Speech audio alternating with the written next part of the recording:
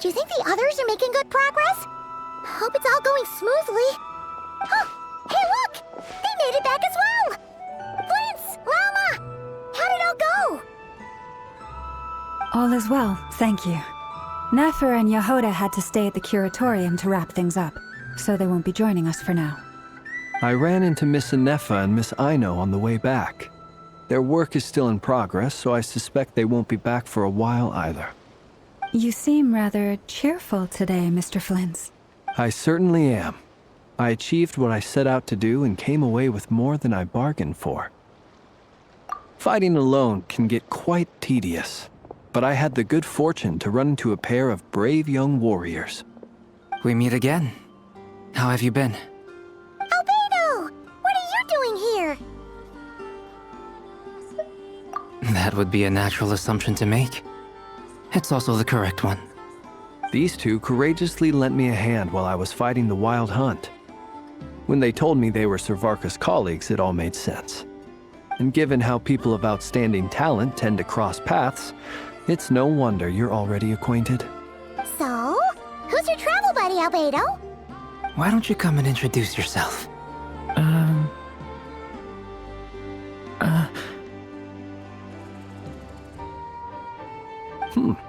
A gentleman of few words, I see, and a rather stern countenance. I presumed you were acquainted with him. Is that not the case?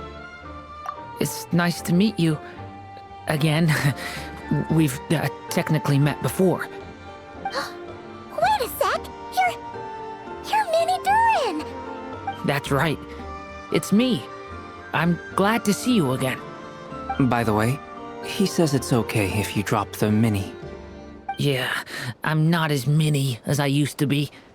Interesting, isn't it?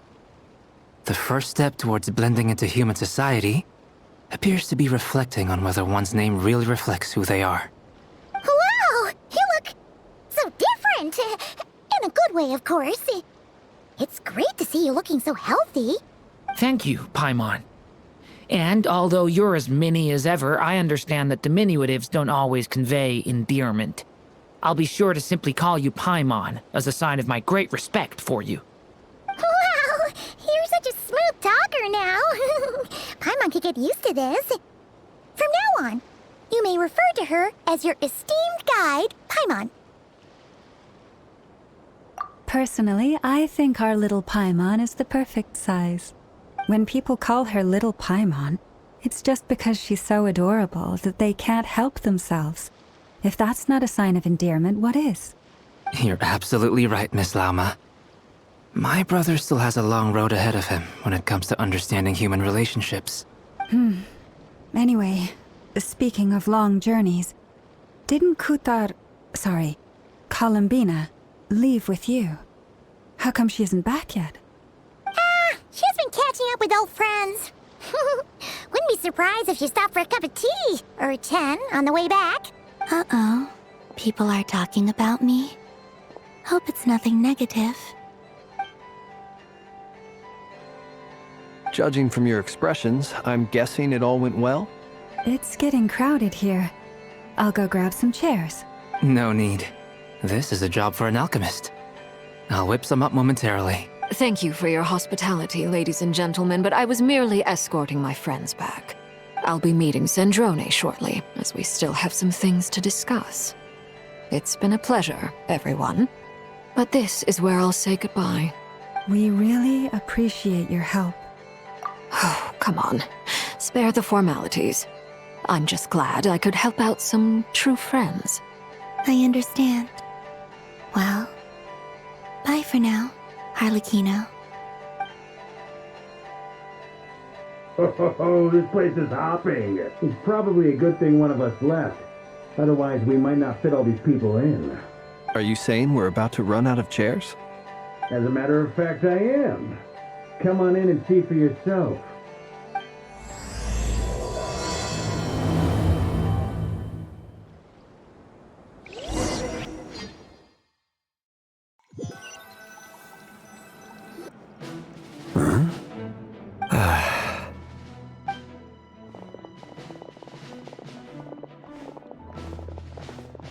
I overheard your little chit-chat outside, by the way.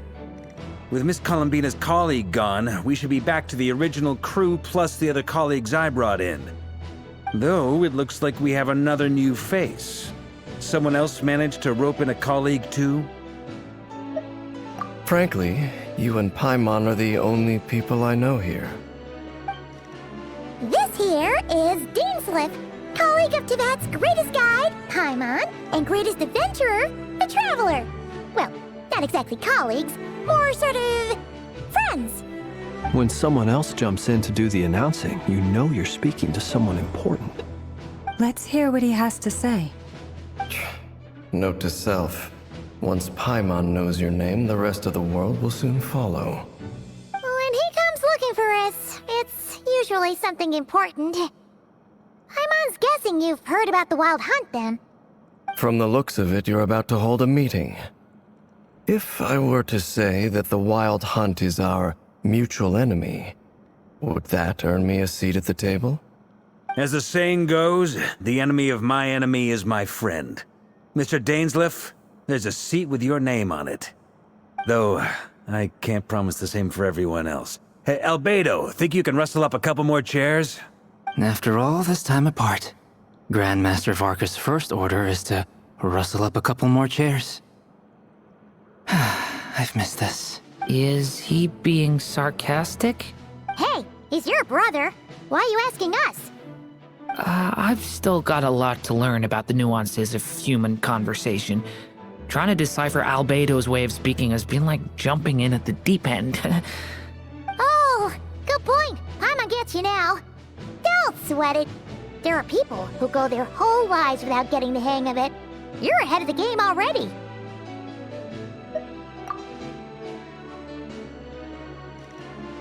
I wonder what's taking Nefer so long. Perhaps you should go and check in with her. If anyone can hurry her along, it's you.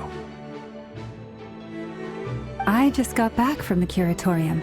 Besides, aren't you curious to see what's taking her so long? Miss Nefer doesn't strike me as the type to share secrets. And since gathering intel is her specialty, I'm guessing she'd prefer to keep her methods confidential. Under such circumstances, would it not be tactless for me to impose? Oh, but it's fine for me to impose. What can I say? You have an unrivaled ability to garner people's affection, Miss Moonchanter. Besides, you have far more in common with her than I do. All right then. Impressive. She barely fought back at all. I admire your powers of persuasion, my friend. As I'm sure Miss Lauma will realize soon enough, the trick in life is to always pitch in with other people's responsibilities so that you can be selective with your own. Another trick is to simply hide in the background. Spoken like a true sage. Anyway, looks like we've got some time to kill before the meeting. Let's take a little breather, folks. And feel free to chat amongst yourselves. We'll get down to business once the other two arrive.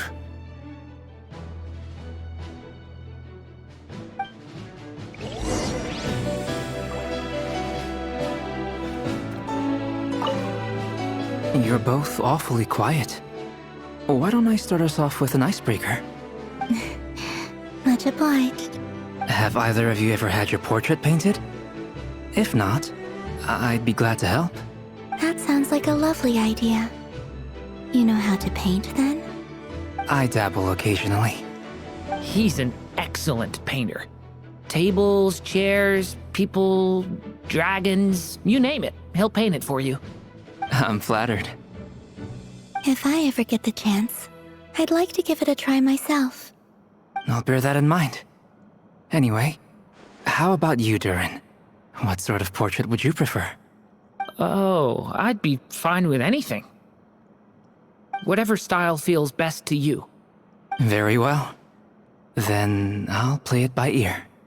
You can replicate any style I want? I can try. If you show me a sample, I'll do my best to match it. Thank you. In that case, I'll dig up some reference material for you.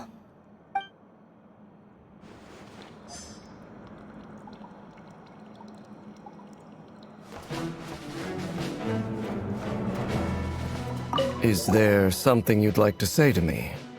Yeah! For starters, why'd you just show up here without even giving us a heads up? If you think back to our previous interactions, you may recall that that's hardly out of character for me.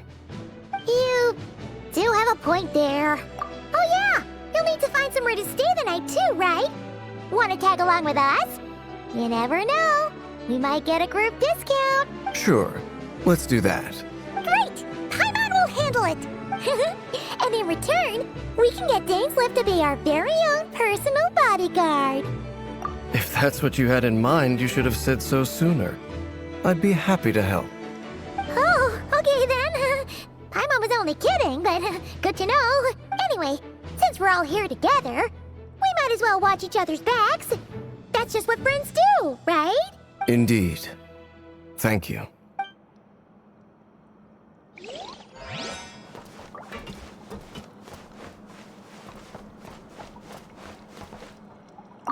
Truth be told, I can't remember the last time I was in a meeting with so many people. You're not alone there, my friend.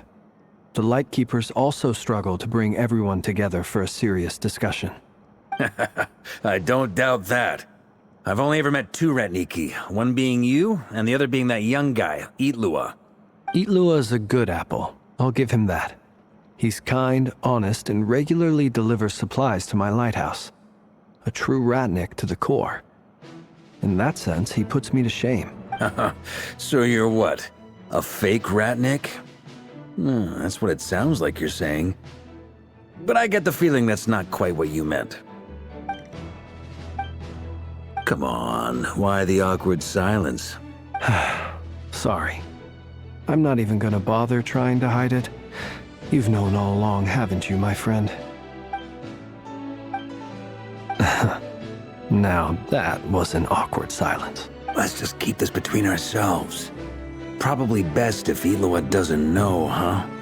That goes without saying. Gotta be careful what you share with youngsters, after all. Anyone else in the know? Let me guess. The Traveler and Paimon? It's dangerous being too sharp for one's own good, you know. Then, in the name of the Animo Archon Barbados himself, I swear your secret's safe with me. When we went for drinks, you said that you and Barbados were practically best buds. In the light of that claim, do you really expect me to take your oath seriously? Of course. Just as long as you don't go spreading around the fact that I'm close with Barbados, all right? Fair enough, then.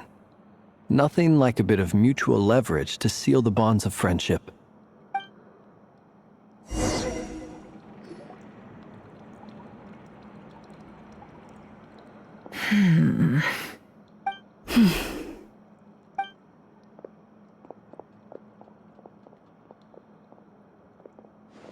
Ah, Miss Nefer. You made it after all. But what about Yehoda? I'm here to give you an update on how things are going on our end. Once this is over, I'll be heading straight back to continue my work. I left Yehoda back at the Curatorium to watch over things while I'm gone. Huh. So much for just this once. Shh! Not so loud! We're on a roll here. What if she remembers and suddenly decides to back out? Did you say something, Mr. Varka? Huh? I didn't say anything. Right, Flint's? Must have been a frog.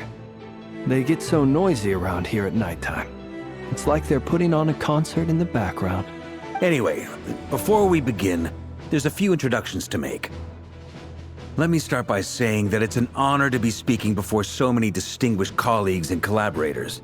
First up, we have Miss Lauma. As Moon Chanter, she's the leader of the Frost Moon Scions, a local religious community in Nod-Krai. Then there's Miss Nefer, boss of the Curatorium of Secrets, an intel gatherer extraordinaire. Nefer is leading the investigation into Rerer's background, assisted by Yehoda and Lauma. From the little I've heard, they're making some great progress. Over here, we have Mr. Flint's, a Ratnik and guardian of the abandoned lighthouse. In our last operation, he courageously distracted the Wild Hunt to buy time for the rest of us. For those of you who've never met, this is Mr. Albedo, a renowned alchemist and captain of the Knights of Favonius investigation team. By his side is a new face for us all, myself included, Mr. Durin, who's come to lend his aid. Next up, we have the Moon Maiden and former Fatui Harbinger, Miss Columbina. Then we have the Traveler, who's earned more titles than I could possibly hope to list out, so I'll spare you the rundown. And Paimon, the ultimate travel companion and quite possibly the best guide in all of Tevat. Whoa! That's a lot of people! Great turnout! Miss Nefer, it looks like you might have another job coming your way, so, congratulations on the booming business, I guess. You think I haven't got enough on my hands as it is? Who's looking for me now? That would be me, Miss Nefer. I have a commission for you. And you are? Who I am doesn't matter right now. What does matter is that I'd like you to gather more intelligence about the Recher of Solnari. Well, it's not as if we never take on anonymous commissions. But in your case, I'll have to decline. I'm gonna take a wild guess and say your job's probably more hassle than it's worth. Something about you seems like bad news. It's my eyes, isn't it? Conrian, I assume. And what's with the mask? Are you trying to hide your identity? In any case, the fact that you're even still alive raises an awful lot of questions for me. My name is Dainsleif. And yes, I am from Conria. As I'm sure you're aware, the Recher of Solnari's real name is Rerir. He was once an acquaintance of mine. Really? Then you must have been quite an influential figure yourself. You flatter me, but none of that matters anymore. My point was simply to clarify why I have asked Miss Nefer to investigate Rerir's background. So you're both from Conria, and it sounds like you used to be friends? What am I missing here? Surely you already know how he became one of the Five Sinners. I'll tell you everything I know. The history of Conria, the names and identities of the Five Sinners. I remember it all like it was yesterday. I have never spoken openly of this before. But the truth was exactly as people say. The Five Sinners were each driven by their own desires, and it was by playing upon these that the Abyss tempted them to their fall, tearing Conria apart in the process. The visionary, Vedifenir, who wished to foretell the future. The wise, Haroptatir, who sought limitless knowledge. Gold, Rhindaughter, who desired to create life. The foul, Elegy, who pursued supreme strength. And last, but not least, Recher of Solnari, Rerir, Ravager of the Moon. Of the five, Rerir is the only one who remains a mystery to me. He never harbored grand ambitions, so what changed in the space of a single night? How did he come to fall like the others? In other words, you're saying that his change came as a shock to you, and you have no idea what actually happened? That's right. You mentioned how the Abyss tempted them, which led to their fall. But what did that look like in practice? And what other context can you give me about the events of that time? The more detail you can give me, the better. Strangely, now that it comes to it, I hardly know where to begin. The fateful night took place during the era of the Eclipse Dynasty. One day, my elder brother, the visionary, Vedifenir, was summoned to the palace by the Vinster King, only for the king to gouge out his eyes and cast him into the dungeons. When I came to hear of this, my fury knew no bounds. I gathered together every ally I thought I had, and together, we set a night to storm the palace and free Ved. Centuries on, the memories of that night still haunt me like a never-ending nightmare. We broke through the palace gates, just like we had planned, each striking towards our separate targets. But then, I was betrayed. Even Vedifenir, The very person I had come to rescue abandoned me and partook of the Abyss's power. So, it's personal after all. Then tell me, Mr. Dainsleif, what price are you willing to pay? You, of all people, must know that nothing comes for free. I cannot say what price would be worthy of such a commission. But know this. Rerir was not always a madman. Believe it or not, there was a time when he was just an ordinary man, working for the Conrian Intelligence Service. Uncovering the truth of Rerir's past is the only way to unravel this mystery. But before you decide if you will accept my commission, I will tell you more about him. Enough, I hope, to help you plan your next move. Sounds pretty good to me. Feels like we just flagged down a random passerby, only to discover he's actually a master strategist who has a score to settle with our enemy. Can I borrow your halo? It could be useful in the lighthouse. Hey, enough with the wisecracks! Besides, isn't that lamp of yours bright enough already? Relax. It was meant to be a compliment. If that was a little over the top for your liking, I'll make sure to tone it down next time. I'll give your proposal some serious thought, Mr. Dainsleif. Let's speak in private once the meeting is over. Before that, there's a few things I'd like to share.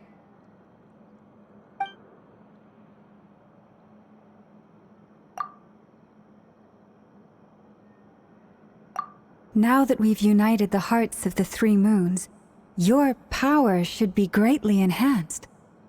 But it seems like that hasn't happened yet. I believe it will take a little longer. You've done so much for me, so I want to be completely honest with you all. Even though I'm doing a lot better now, the truth is, my recovery will likely be an ongoing process. From the moment I was born, my power has been slowly ebbing away. And that is because Tevat has never accepted me. Even with the moons united as one, it seems my rejection cannot be undone. So far, I have yet to find a solution. It may turn out to be a problem that will plague me until the day I finally leave this place behind. Even so, I will do everything in my power to help you drive out the Rayhir of Solnari. As Arlecchino put it, this is not about chasing the spoils of victory. It's just a gesture of heartfelt gratitude. Kutar. Defeating the Rayhir of Solnari will be no easy task. While my strength slowly recovers, we'll also need to gather more intel. Naturally. We should take all the help we can get if we hope to defeat him. We've considered several viable plans now, but our choice hinges on the answers to a few key questions. Is it even possible to kill Rerir? What experiences shaped the person or monster he became? And what's he really after? Given Albedo's expertise in alchemy, I think we should leave him to try and answer the first of these questions. Understood. As for the other two, I'm afraid we'll have to count on you again, Miss Nefer. Believe me when I say it's not my wish to burden you. But right now, relying on your skills is our only option. So you're placing all your hopes on me, huh? We can't thank you enough for agreeing to help us. Honestly, I can hardly believe how lucky we are. You sure have a talent for changing your tune, Miss Moonchanter. Timid like Yehoda one moment, then flinches insincere flattery the next. Ladies, please. I must object to your portrayal of me. That's all. Feel free to keep bickering. Just pretend I'm not here. I almost don't want to leave this room. I'm curious to see how this plays out. I have faith in you, Miss Nefer. Something tells me you'll stand by us until the very end. Oh? And what makes you so sure of that? What if I suddenly decide that my compensation is insufficient? This isn't about the money. I can sense that you've got a deep-seated distaste for Rerir. And knowing you, that alone is motive enough. Look at them getting along so well. Like two peas in a pod. And I'm the one they accuse of insincere flattery. There is no justice. Miss Lauma, you have to understand something. Unlike you, I don't actually enjoy having everyone's hopes on my shoulders. Is that right? Well, maybe the fact that I'm willing to put my hopes in other people says more about me than you. But the fact is, I also trust you. And that's because I know that you're someone we can count on. Anyway, we've got our plan, so let's get moving. Mr. Dainsleif, let's talk. And Traveler, once we're finished, if you've nothing else planned, I'd like you to come with me. This whole experience is teaching me a lot.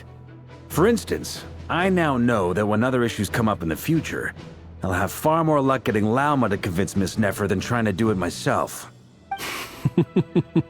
Hate to say it, friend, but that's one of the funniest things I've heard in a while. Why? You think I've got it wrong? Quite the opposite. But what makes it so hilarious is how long it's taken you to realize.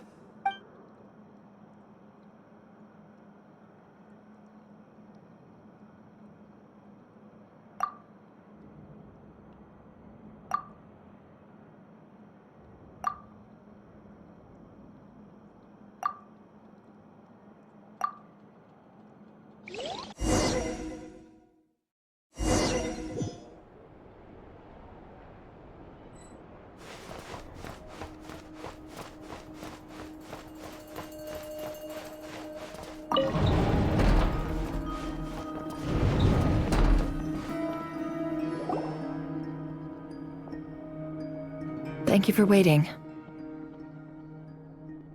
It's okay. We actually used the time to help Dainsleif get a room at the hotel. That's very considerate of you. Now, I trust you share my curiosity about Rarier's past, and you seem fairly familiar with Mr. Dainsleif already. We spoke at some length after the meeting. He was the one who suggested I should invite you to join this operation. He feels confident that these secrets will be safe with you. Dane has a lot of faith in us, that's for sure. Likewise. I appreciate that you got right on board without interrogating me about why I invited you. It shows that you trust me to explain everything in due course. That's because we know what you're capable of. We appreciate you too, Nefer. You might have been forced to help in the beginning, but this time, it was your choice. That's one way to put it. Another is this, that once a decision's been made, it's set in stone. After that, my only goal is to see it through. Alright, so here's how it is. I'm going to access Rarier's thoughts again using my confidential method.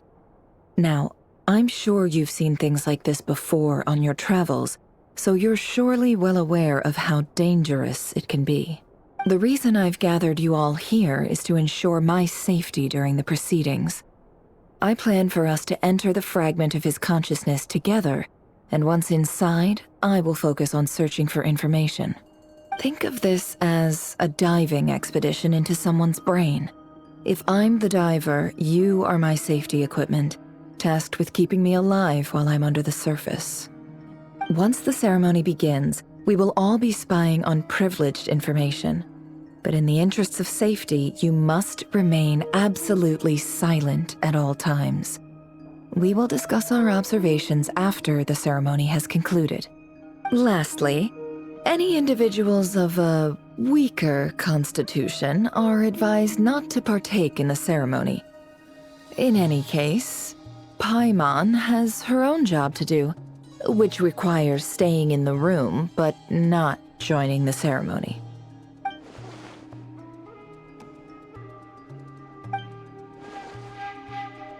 Well, good luck, everyone.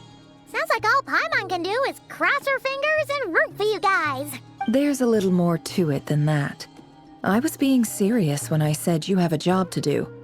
While the rest of us are inside Rarier's mind, it's imperative that we have a team member on the outside. In the event that something goes wrong, you will be our first responder. I don't anticipate any issues, but the extra level of safety will be greatly appreciated. I second that. This is a dangerous operation here, and you're our whole rescue team. That's pretty much the most important job in the crew. So, Paimon's like the lifeguard? Yeah, that makes sense. All right, got it. Good. Please, take a seat. We'll get started momentarily.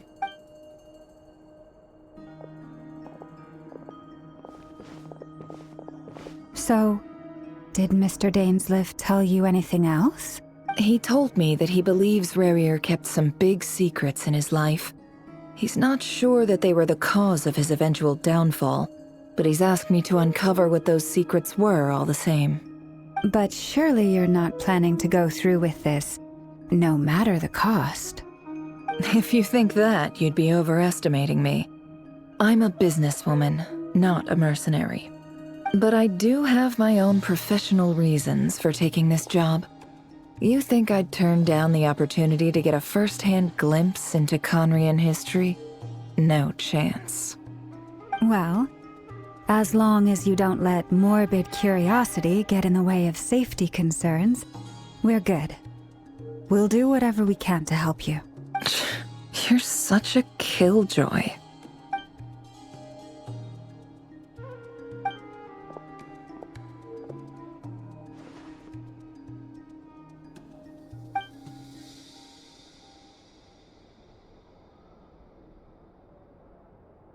All right, I'm good to go.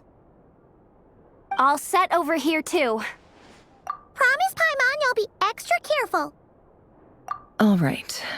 Let your whole body relax. We're about to begin. Close your eyes.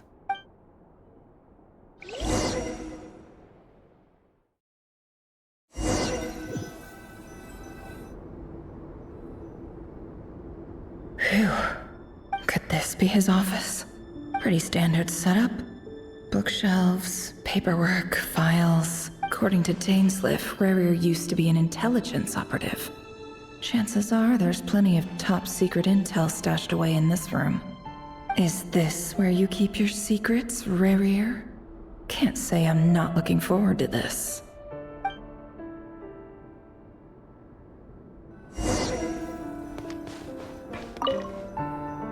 A file tucked inside a folder.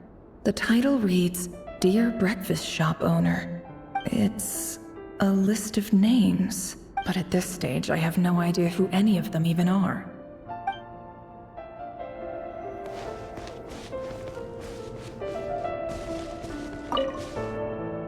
Wonder what kind of encryption technique this is. Seems like it has to be inserted into that camouflage device nearby. Aha! It's an audio recording. Please, hear me out. I can't shake this feeling that someone's been spying on our house. No, I'm not being paranoid. It's true. I saw someone dressed in all black. It was a couple of days back, but that was on another street, not near my house. I swear, I know what I saw. There's a note in the margin. Surveillance of the Runforther residence has concluded. We apprehended the target and filed the mission report last night. Could the voice in the recording belong to one of Rarier's targets?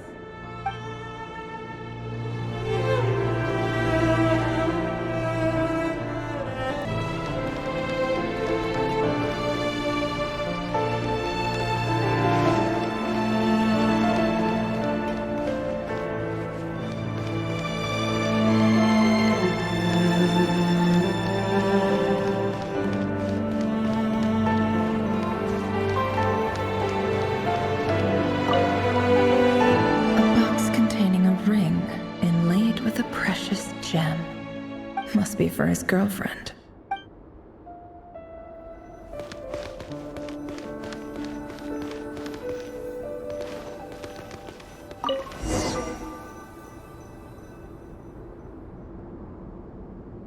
Today's files are in. Time to wade through them just like usual.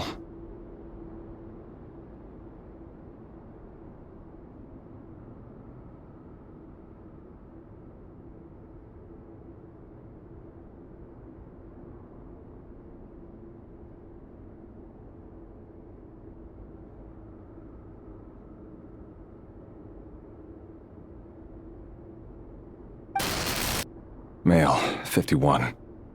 Occupation, cook. Confirmed Crimson Moon descendant. Has maintained frequent contact with other descendants over the past year. Poses a threat to the dynasty. Neutralized on...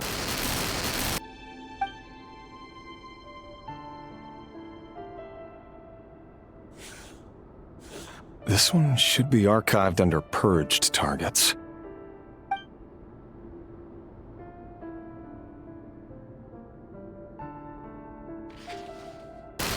Female, 23. Occupation, office clerk. Confirmed Crimson Moon descendant.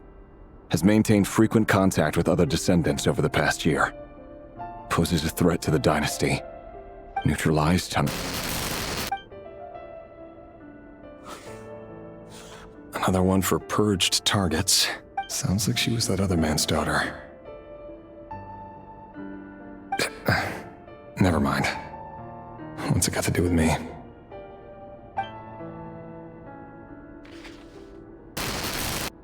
Male, 40.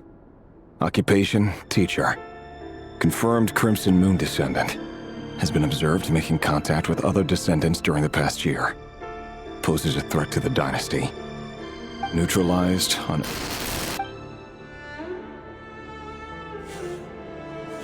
Just another nobody for the archive. Come to think of it, I remember surveilling this man. A case like his never would have been considered a priority in the past. Huh. He barely even interacted with other Crimson Moon descendants.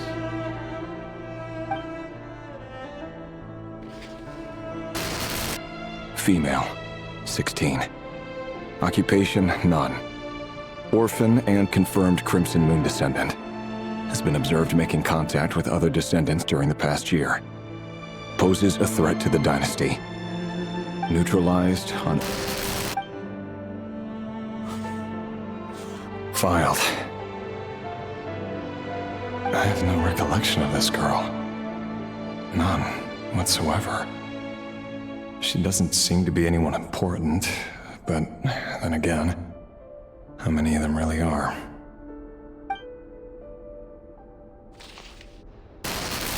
Female, 13. Occupation, none.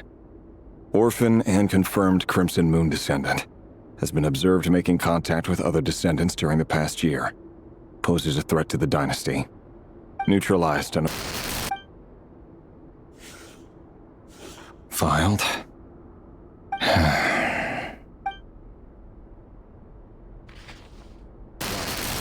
Male, 11. Occupation, none. Orphan and confirmed Crimson Moon descendant. Has not been observed making any contact with other descendants during the past year. Poses a threat to the dynasty. Neutralized and...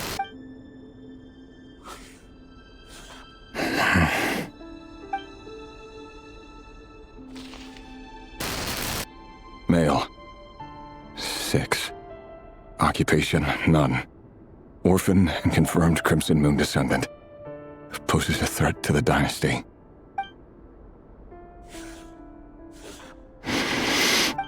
It's funny, isn't it? Your job is becoming both harder and easier at the same time, depending on how you look at it.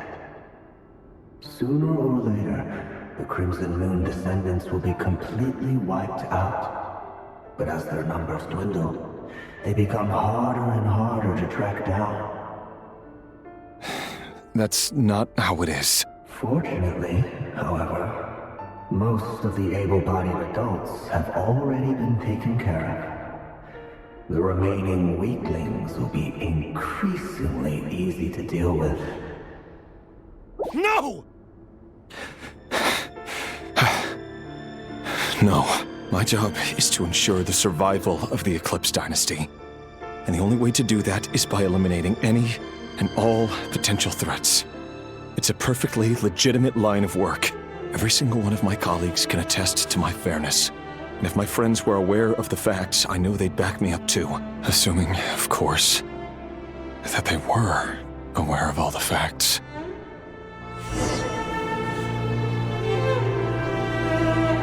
He looks even gloomier than last time. I wonder what's changed.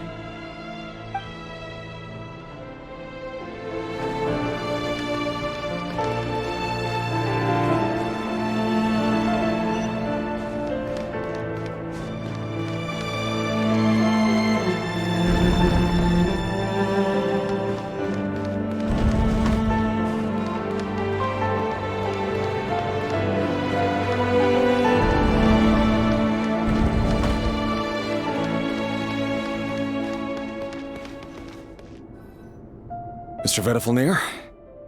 It's been quite some time since we last met. Rerir, I trust you're here because you have something important to discuss. Forgive me. I wasn't tuning out, it's just, I noticed you didn't even phrase that as a question. As if you knew I was coming. Tell me, does someone in your position ever feel the need to ask questions at all? It is indeed within my power to foresee certain things. Things like your arrival. I was just thinking. It won't be long before I'll be inviting both you and Dane to my wedding. That isn't a lie, but nor is it a fact as such. It's a wish, isn't it? No fooling a prophet, is there? Ever since that day we met for drinks, I knew it was only a matter of time before you came looking for me. Does it feel good? Knowing how the future will unfold. I'm afraid the notions of good and bad fail to capture the complexity of what such a power entails. Once you've seen what will come to pass, it can be all too easy to succumb to fear and melancholy. Unless, of course, you learn to abandon these feelings. You fear my silence, and long to hear the words I left unspoken that day. That's right. You must have noticed my reluctance to broach the subject, and the reason is simple. Because the truth could never have lived up to your hopes. For both our sakes, such words are better left unsaid. The burden of prophecy was never meant for your shoulders. So who exactly do you deem worthy to hear your prophecies? None but our exalted king? Or rather, our king as he once was. You're closer to his majesty than I am. You must know better than anyone how much he's changed. You say that as though it is to my benefit. Yet precisely because of that, I dare not speak rashly. A king can turn out to be the most virtuous of rulers, or a tyrant more terrible than the most vicious of dragons. You are so wise and far-sighted, yet still you would have me live in fear of the unknown? You make a fair point. Especially given my silence alone was all it took to send you spiraling downwards. Very well then. Let me offer you some advice. And I say this not as a prophet or a visionary, but simply as the brother of your friend. For many reasons, there is very little chance of your marriage ending in happiness. If happiness is what you seek, you should find another fiancé.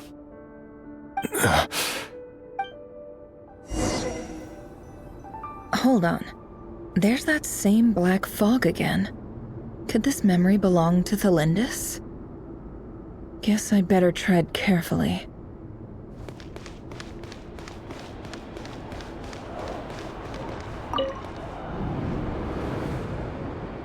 Wait. Hear me out. This time we finally got a clear look at his face and learned his true identity. His name is Rerir, and he claims to be one of the king's guards. What did you say?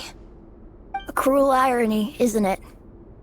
The man you're set to marry leads a double life as a brutal executioner. Why are you telling me all of this now? Simple. It's because I want you to kill him. You are the only person he would never suspect. No, absolutely not. I would never dream of doing such a despicable thing. So you'll just stand by and watch him slaughter us to the last? Do not forget that the blood of the Crimson Moon flows in your veins too. The blood of the Crimson Moon? What does that matter now? The dynasty has long been dead and gone. You think that alone is reason enough for me to throw away everything I have? Why wouldn't it be? You two were once a child of the Crimson Moon, just like me. Don't tell me you've never felt so much as a flicker of fury for the way we were trampled into the dust. as long as you promise to abandon this pipe dream of restoring your dynasty. I can try to persuade him. Or have him persuade the Vinster King. Persuade the Vinster King? Do you even know why he's so obsessed with hunting us down? Why he keeps trying to force us to hand over our secrets over and over again? Or why we refuse to give up on restoring the dynasty? The Vinster King. A blind fool. His eyes clouded by powers from beyond this world. A petty little man with a miser's heart. And he dares to sit upon the throne? Mark my words. Sooner or later, Conria will fall. And it will be his doing. If you can't bring yourself to do it, so be it. Just you watch. It won't be long before calamity descends upon us all. The Rehir of Solnari. That really is quite a secret you've been keeping from me, Rerir. But who am I to talk? Am I really any better? I've kept my own past a secret this whole time, too. Love should be built on honesty. But ours was born from lies. And yet, is it really so wrong to hide things that would only make life harder? If we don't cover up the parts that no one else should see, how can we go on pretending to be normal? Vedifulnir must have known all this. And that's why he made his prophecy. In the end, nothing stays hidden forever. But I won't just sit by and watch this disaster unfold. I'll do everything in my power to protect what I cannot afford to lose, no matter who I have to face.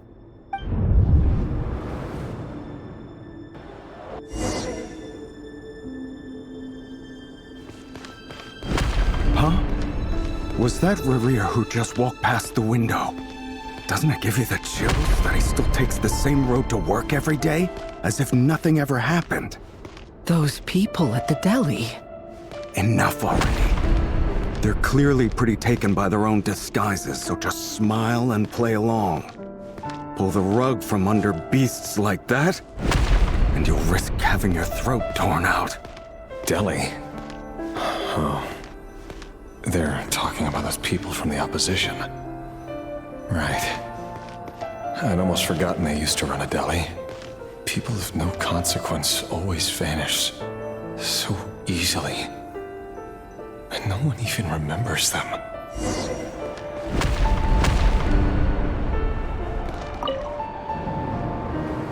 But surely you can see he's not the man he pretends to be!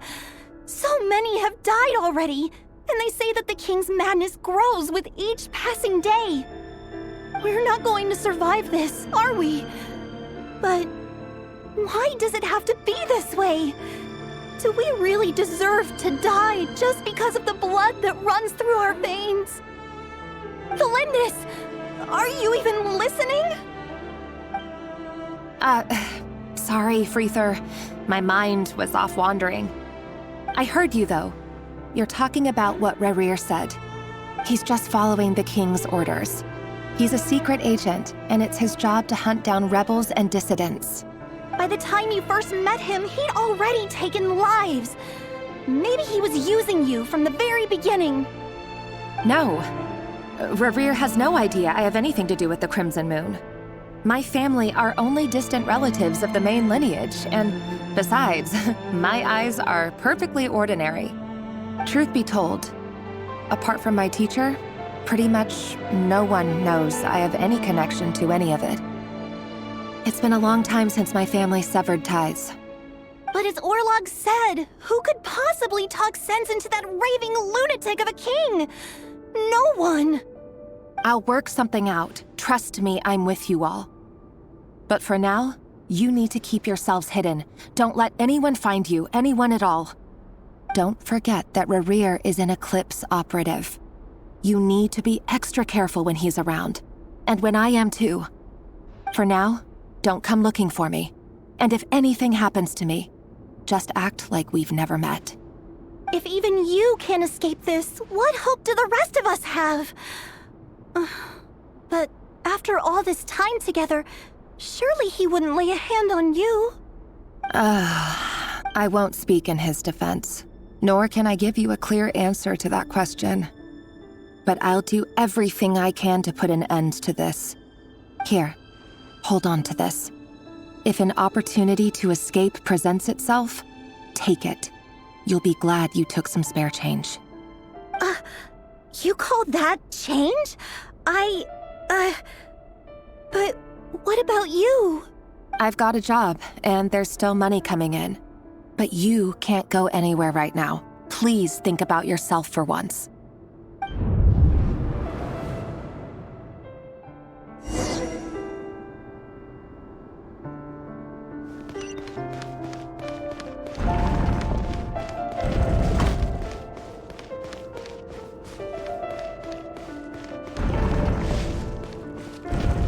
Another day, another round of assassination training.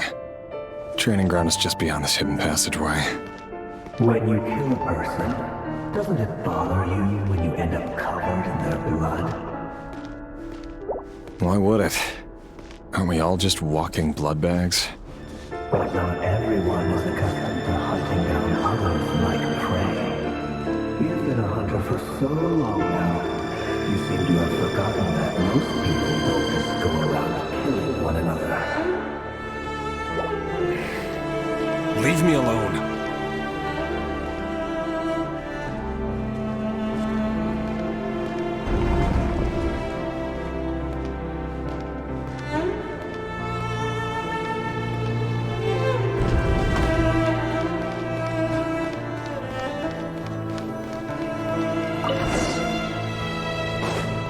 Make sure you have a firm grip on the handle, then choose your angle well. Keep your movements light and brisk. And the prey won't sense a thing.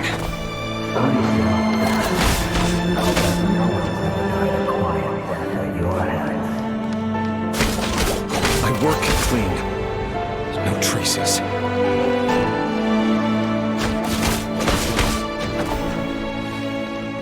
Can't hide the truth.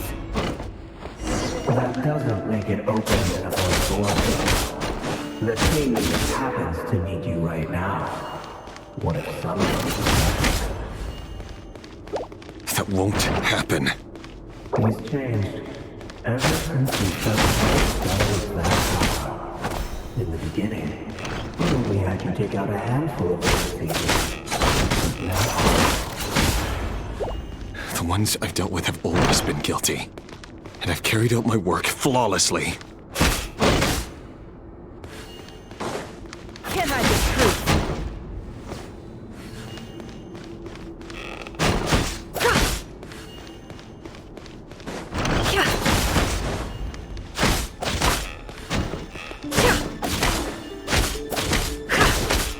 No more lies. You know I couldn't accept your proposal, don't you? Was it because she didn't trust you? Or something else? No!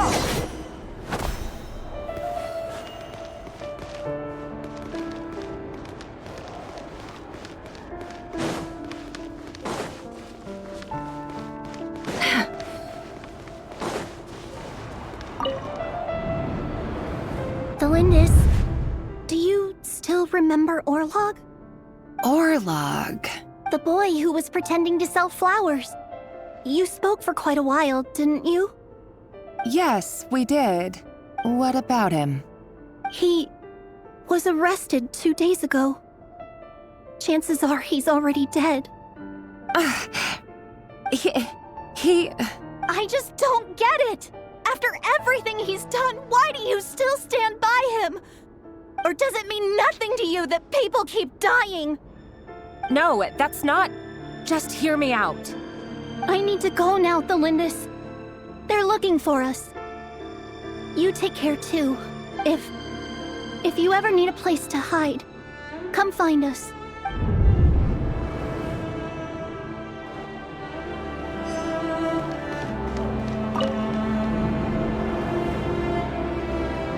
Author Delindis. Over the course of this week, The research object was subjected to interference for a total of 47 hours for experimental purposes. The results are as follows. All subjects of observation that were sent inside have now... The situation within is proving more problematic than anticipated. No progress whatsoever. What now? Won't you give me even a glimmer of hope? Things are getting worse by the day. I have to find a way or we'll all be in danger. But if all this research comes to nothing, what then? Sooner or later, it'll be my neck on the line. But could he really bring himself to kill me? No. Surely he wouldn't have the heart.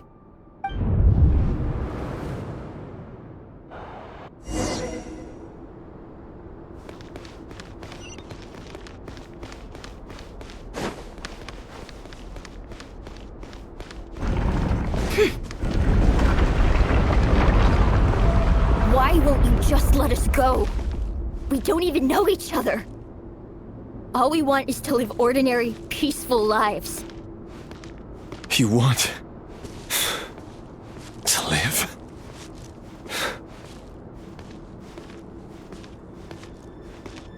Yes. I just want to go on living. Is that really such an unforgivable crime?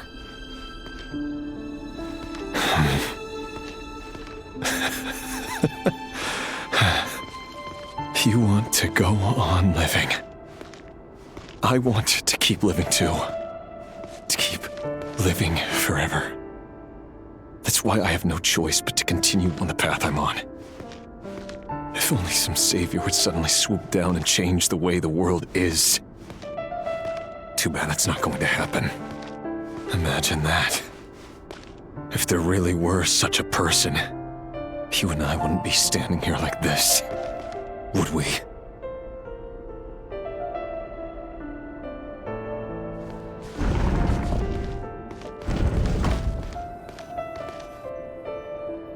So these files are in. Time to wade through them just like usual. No, I don't get tired of it. It's my job.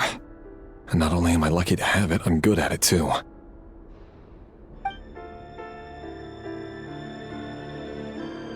Huh. Wait.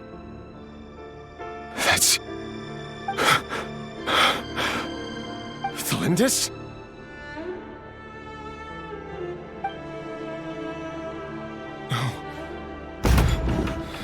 No! No! Why? But you bear no mark of the Crimson Moon! How could you possibly have anything to do with them? It cannot be! A diluted bloodline. Carefully concealed. I see it now. You've been living in the shadows just like me. What a fool I've been. Numbing myself with talk of justice. Even imagining my friends would back me up. But in the end,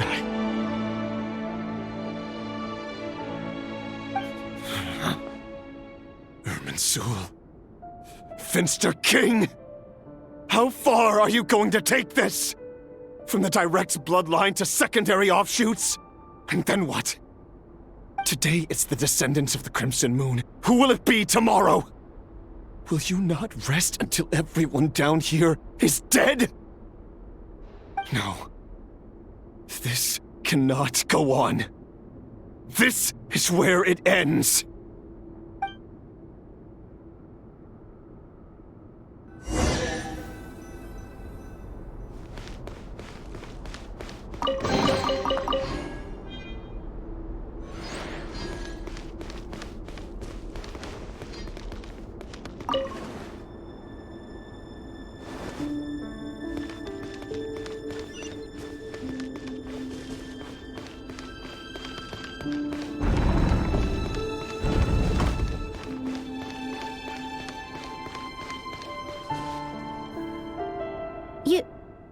You're really letting me go?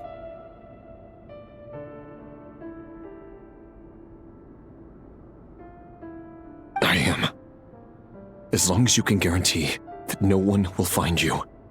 Don't worry, I'll be extra careful. No one will know I was here.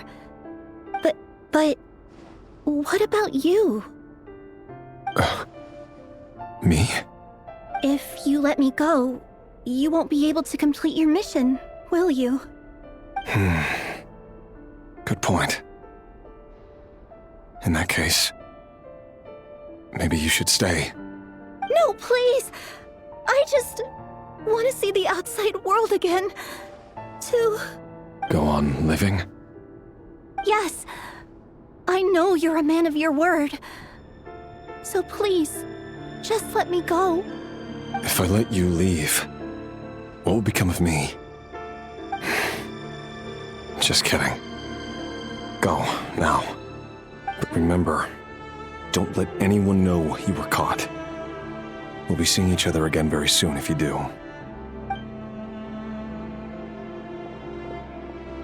Even shadows in the dark must live by a code.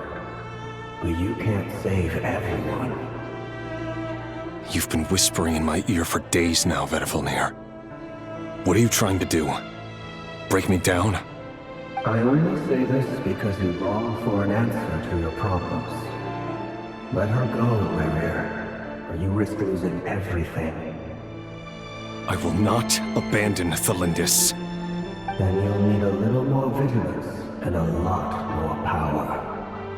The world is changing, Rerir. Keep your eyes peeled for your moment of opportunity. That voice used to be so unclear. But now I know exactly whose it is. It's Vedifilnir. He won't tell me how to actually resolve any of this, but he keeps trying to manipulate me like a puppet. What's his game here? Tell me then. What will this moment of opportunity look like? And no answer. He's like a ghost. Always disturbing me when I'm on edge, but never answering when I need him most. So, the Eclipse Dynasty was purging, well, massacring the descendants of the Crimson Moon. And it seems like it was all connected to the Vinster King's research. The King's obsession with abyssal power left the future of Khaenri'ah hanging in the balance. No wonder every aspect of Rerir's life was so unstable. And it looks like this Thelindis, Rerir's would-be fiancée, herself belonged to a sub-branch of the Crimson Moon Dynasty's descendants. It almost defies belief that a couple like them could hide the truth from each other for so long. If the Vinster King hadn't intervened in such a drastic way, they might have gone on deceiving each other for the rest of their lives. And why does Vedifilnir, Daneslif's older brother, keep talking in Rerir's head? This guy kept more secrets than I ever imagined. The human mind is like a vast desert of shifting sands. When you follow the flow of someone's memories, you only ever see the parts they're willing to let surface. Time for something a bit more creative. We've been inside Rerir's mind this whole time, building up a picture of his psyche. There's already enough clues on the board to start reading between the lines and mapping out the rest. Now, we can finally begin to put the pieces together. Sure, it'll only be a reconstruction, part simulation, part reasoning, but it's usually pretty accurate. Once we've built up a cognitive profile, we just need to cross-check the logic behind his actions. And then we'll be able to take a sneak peek at whatever it is that Rerir has really been hiding.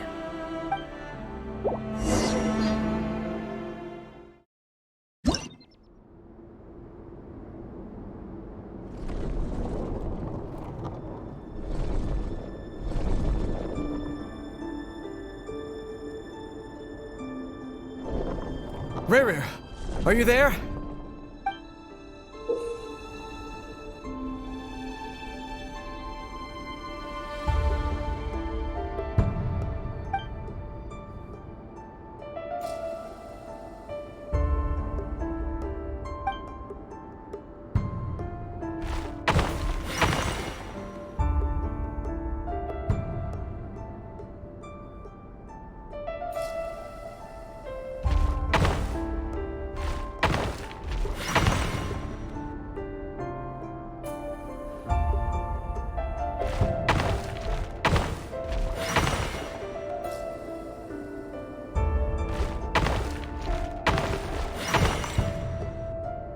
Hey, Rerir! Come out, it's urgent! Dane? What's wrong? Quick, come with me. I'll explain everything once we've met up with the others. Okay. I'll come. But the Lindis is still over at the Universitas. I'll need to leave her a note. All right then, but make it quick. I've never seen Dane so worked up before. Whatever this is, it must be big trouble.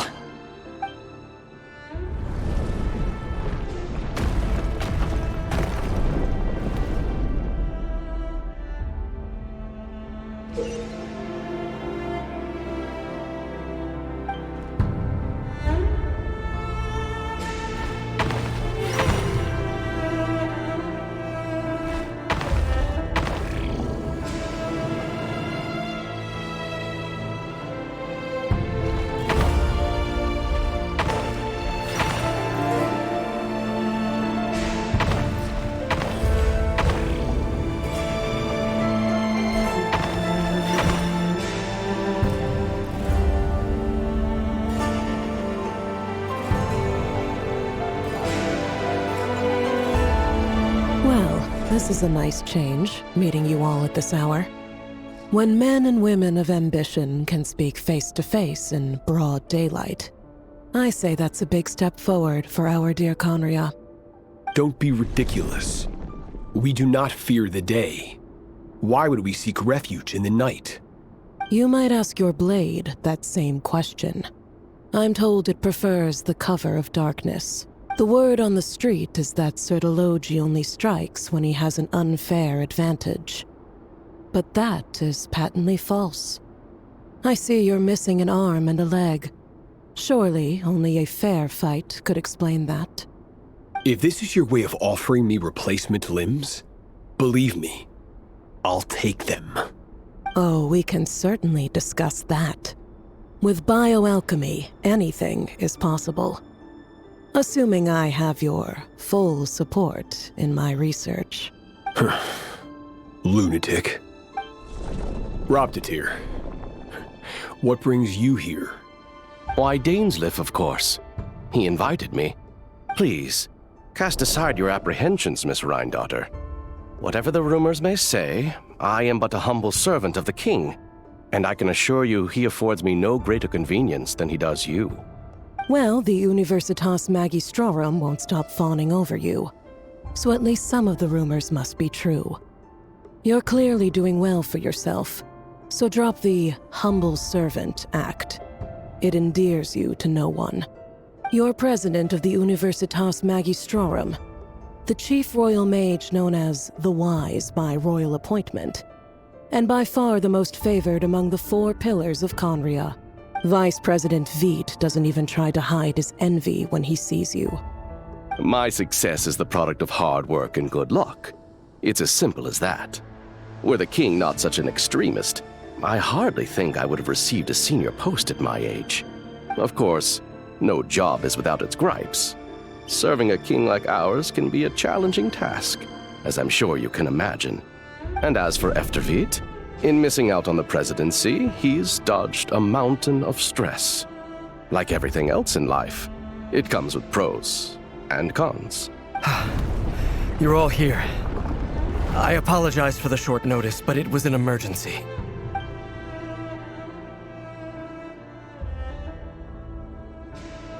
You must be Rerir. Mr. Sir Elegy. Yes, I handled your case file during your sentencing. Nothing personal, of course. I'm pleasantly surprised that you remember me. You're clearly a person of substance if you've been invited here. But Dainsleif, you'd better have a very good reason for convening this little gathering. It's my brother, Vedalfenir. After he spoke at the court this morning, the king was so infuriated by his words that he had him blinded in both eyes and thrown in prison. Vedalfenir in prison? Strange. I thought the king trusted him and Horoptatir more than anyone else in the world. Does this mean the king's circle of trust just got even smaller? It has nothing to do with trust. It's about what the king wants, which is as clear as day to anyone paying attention. I simply appease him, because it's in the best interests of the Universitas Magistrorum. And also because you're slimy. Vedifulnir, perhaps less so. But still, a visionless visionary? It rather inclines me to think that qualifications are not what get you ahead in Conria. Do you honestly think this is an important discussion to be having right now? Dane, what are you planning to do? Rescue Vedifulnir, I assume. Correct. It will mean storming the palace by force. Tonight. I need all of you on my side. That's far too dangerous. And don't forget, Dainsleif, you're captain of the Royal Guard. You swore an oath to the throne. You've been planning this for a while, haven't you? I have no desire to commit treason. But whatever critique the king may have of Vedifulnir, disfiguring your most loyal subject for putting the best interests of his court and nation first, this is not the conduct of a wise ruler. My blade will force the king to see the error of his ways. So, Vedifulnir's prophecy enraged the king. I'm sure it wasn't what he wanted to hear, but if he won't take counsel even from the visionary, that is deeply troubling news. The extent of His Majesty's madness is now all too clear. The question is, how does a man like me get out of this situation unscathed? You have noble ambitions, Dane, but I'm afraid they don't do much for a guy like me. I'm not interested in saving the world. All I want is a letter of pardon. A letter of pardon? For whom? Thelindis? The chances of the Vinster King issuing a pardon for anyone connected to the Crimson Moon seem vanishingly slim.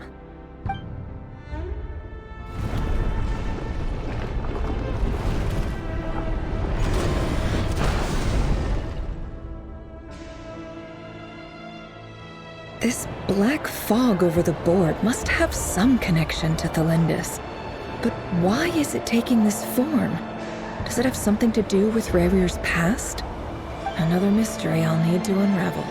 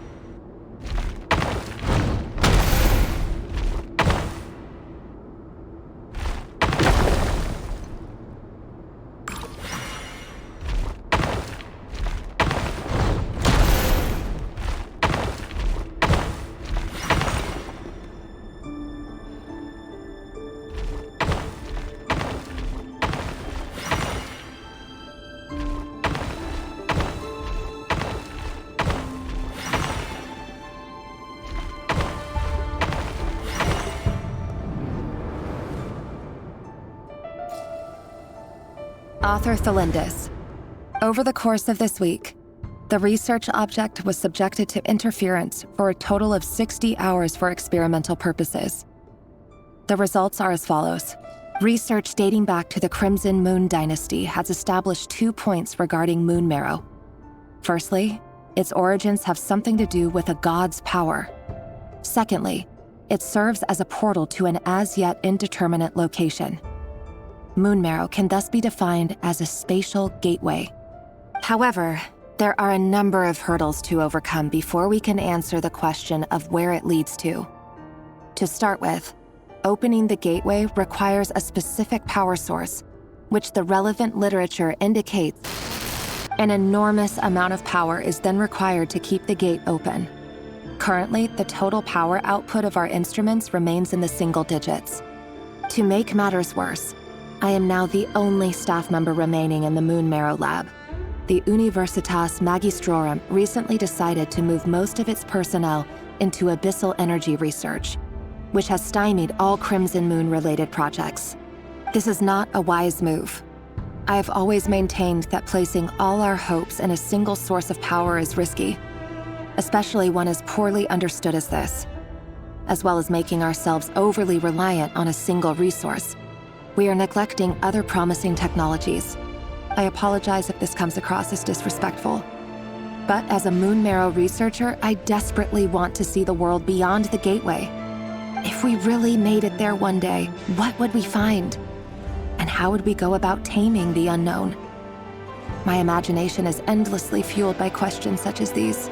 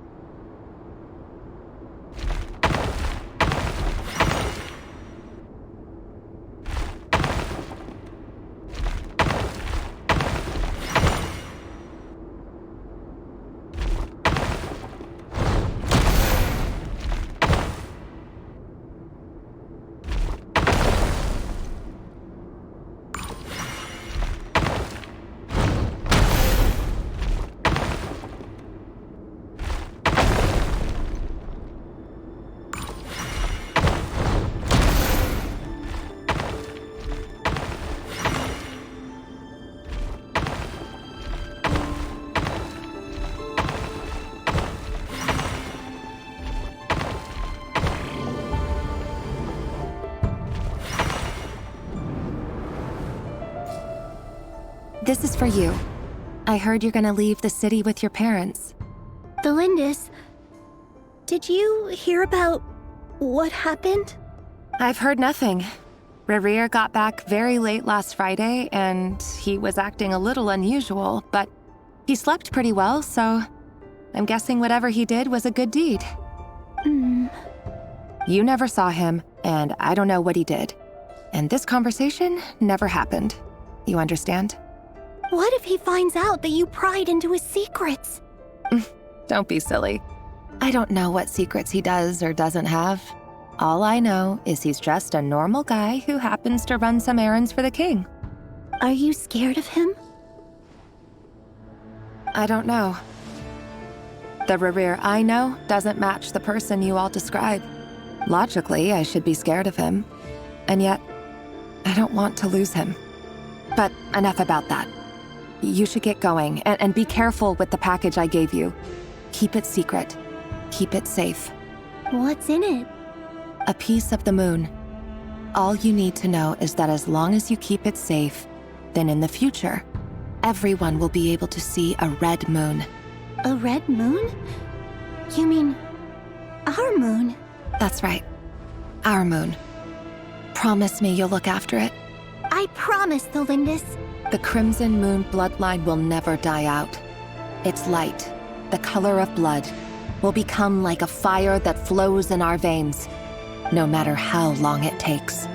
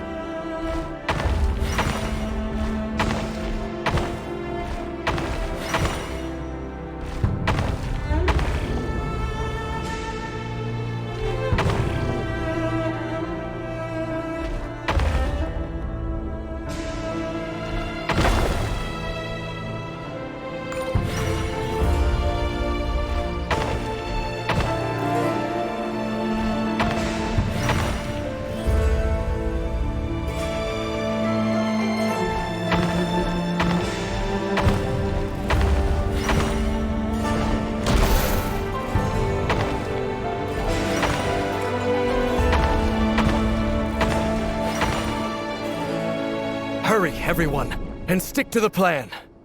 Sir Dainsleif, what are you? Is this treason? You know what happens to those who betray the throne. Please, don't do this!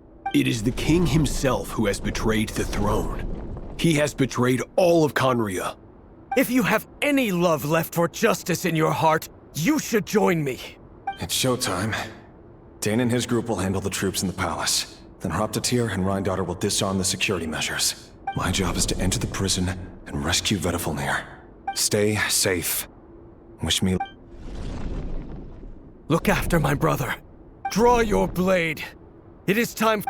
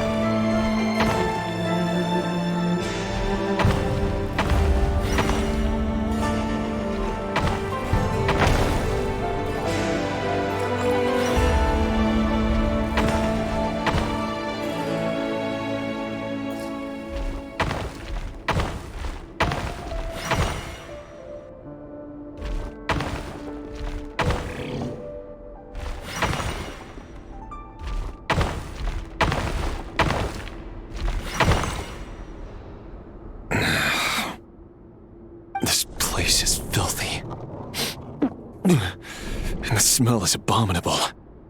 Clearly, the king doesn't allow his prisoners a single shred of dignity. This is dire. Found you. Hello, Mr. Vedifalnir. It's you. Surprised? Oh, wait. I guess surprise isn't an emotion that prophets feel very often. I certainly felt some surprise in the moment when I was blinded. Surprise at the king's sheer ignorance. Surprise at just how unfairly this world responds to words of earnest remonstration. I'm curious. What did you prophesize this time? It wasn't a prophecy. It was a word of warning. Someone had to say it. The king has forsaken all reason in pursuit of his obsessions. I simply told him that if he continues on this path, Conria will surely fall. But he didn't listen. Worse still, he stabbed you in both eyes and locked you away. Dane asked for my help. The court is in complete chaos now, but I'm sure you predicted that. Everything is transpiring as I foresaw, yet I am powerless to change it. Fate is an immutable force. I can but lament as the inevitable unfolds. I do wonder whether giving a man the power to see the future There's nothing more for him than slowly crush his spirits. Forgive my curtness, Vedifulnir, but the king did not suddenly turn on you today. His suspicions have been brewing for a long time. You can't have wisdom beyond the reach of your fellow man without attracting his fear and suspicion. There are things the king does not want to see. So, he doesn't want you having visions of them either. He blinded you because he thought this would make the visions stop. He wasn't entirely wrong. I did indeed lose my power to see the future. Right up until... Until what? Just now. I believe I saw something new. Well, tonight could go a lot of different ways. 5 of us banded together to storm the palace, also we could rescue you. This will go down as the most tumultuous day in Conrian history. I sense hatred in you, but also hope. A desperate hope that with the tyrant deposed, that will be the end of the story. But this is not the end. It is the beginning of a new chapter in a whole new story. There are many men of honor and courage in this world, Rerir. But you are not one of them. You're not here for justice, are you? You're here for yourself. Is that a dagger? Interesting. Why not the polearm? It was always your weapon of choice. With your abilities, I don't doubt that you were able to recover some of your sight. But I also doubt that you want to make an enemy of me right now. Of course not. We're on the same side, aren't we? We could be. But I need you to be honest with me, Vedifulnir. At this point, you're my only hope for the future. You mean your future? With your beloved, Felindis? Yes. And I know there are bigger things at stake here. A dynasty, a nation, maybe the entire world. But forgive me, I care first and foremost about myself. I can't abandon the one I love to save myself. I just can't do it. But you see a broader picture of the future than I. You see the solutions to the biggest problems of our age. So tell me, what is my solution? What's the answer? In matters of fate, answers are either right or wrong. What will be and what will not. Maybe you are willing to pay a certain price in the pursuit of happiness, but unfortunately, fate does not negotiate. That is the cruelest thing about fate. It is unmoved by your sacrifices. That can't be true. I know it's your voice that I keep hearing in my head, urging me to see how the world is changing, to seek more power, so I can protect the things I love. You show me disaster, but you won't show me how to avoid it? Why? Why are you doing all this? My voice. In your head.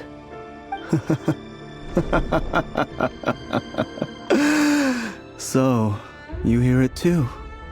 The voice that steals your mind, gains your trust, and drives you crazy. It turns out that we are not so different, you and I. Vedifulnir just broke into the strangest smile I've ever seen in my life, as if he'd discovered some monumental secret. But then he suddenly switched to looking extremely weary.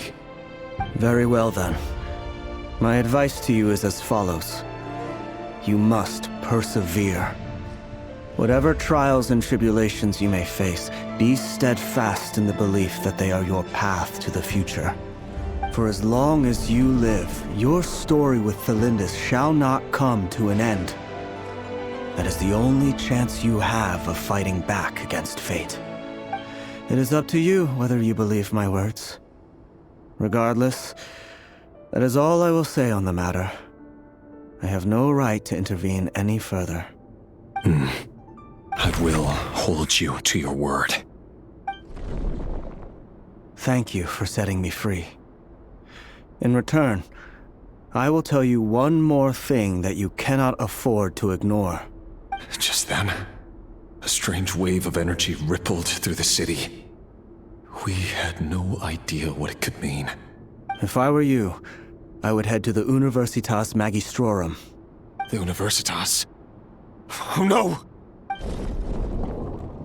I'm sure we'll be seeing each other again very soon, Rerir. Whatever Vedifalnir said, I didn't catch it. I didn't even help him out of the prison. There was no time to lose.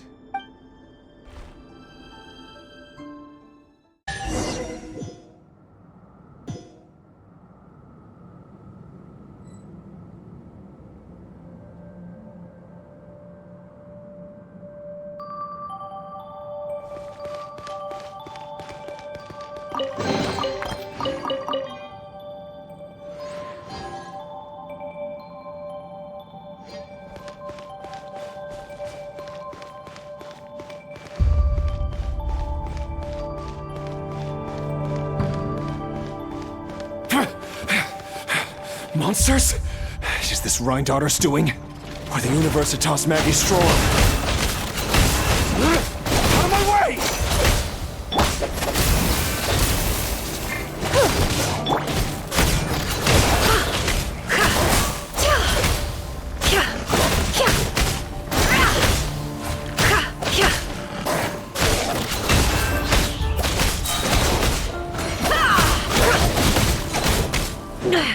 I better wrap this up.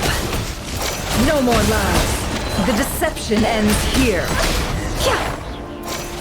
The sands of time got me.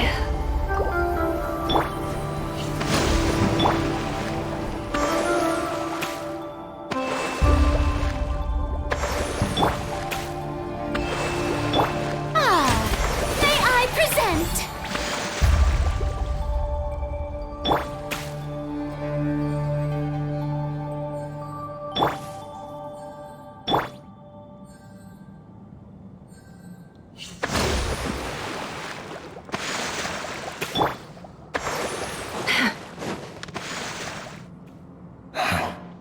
The Universitas. That reminds me of a rumor I once heard. Allegedly, the king installed secret mechanisms in the palace and around the city.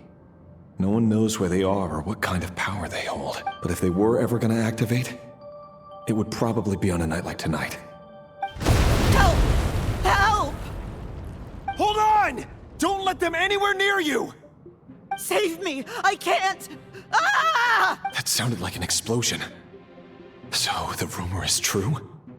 The king really went through with it? What other means does the king have at his disposal? They must run on power from the Abyss. And given it's a major center of Abyss research, anyone over at the Universitas will be in grave danger. I have to hurry!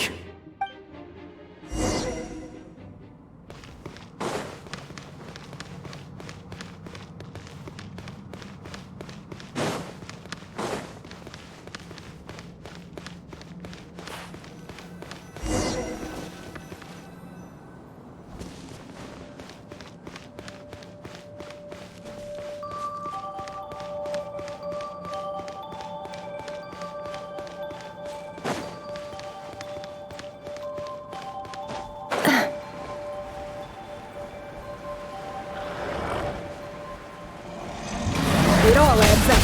Can't hide the truth. Oh, brilliant! Grow! It all adds up. The mystery unravels.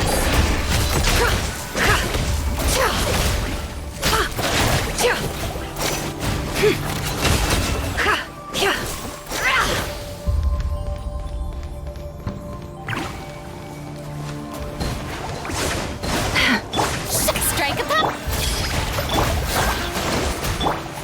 No more lies. Can't hide the truth. The deception ends here. No more lies.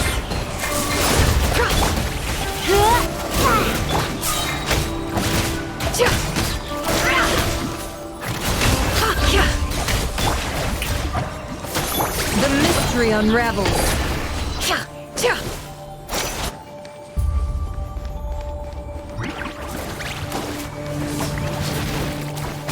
It all adds up.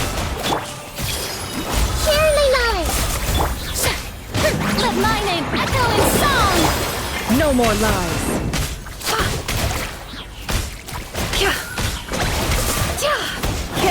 truth. Hold the line! It all adds up. The deception ends here.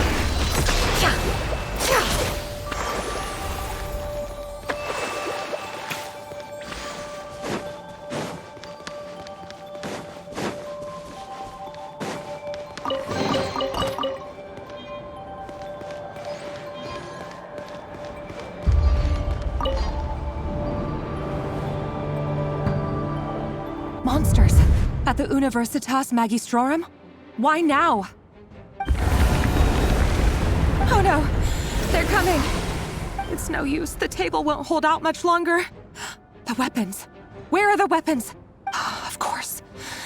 All the lab equipment was upgraded after the inspection last week, but the new weapons haven't been allocated yet. I'm done for. Is anyone there? I need help! Ah! Stay back! Please stay back! Please!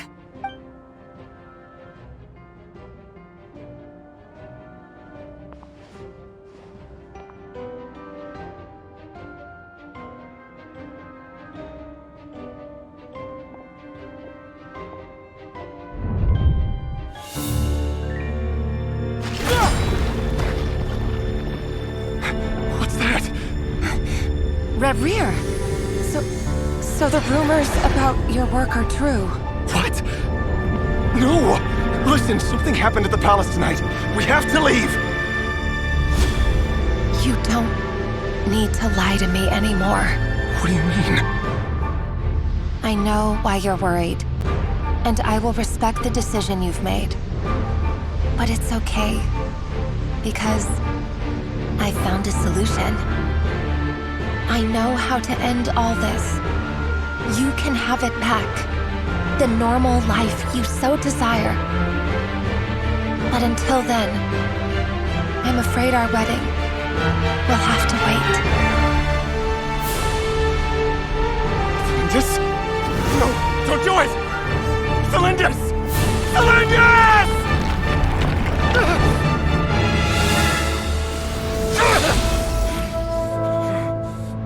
I told you, Rerir.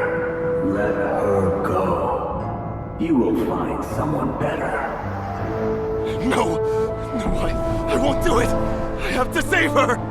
By what means exactly? A lowly pawn.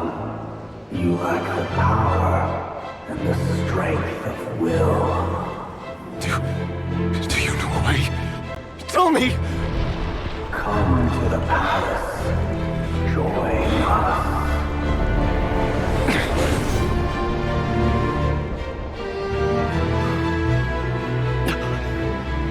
Rerir, thank goodness we...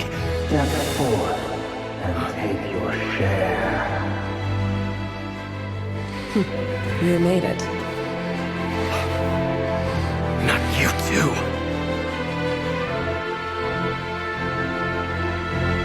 Hatred or grief, despair, desire.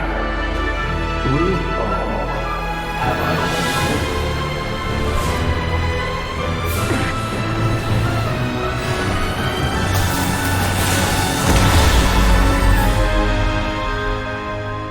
Rerir. Rerir. Cylindus? Were you daydreaming?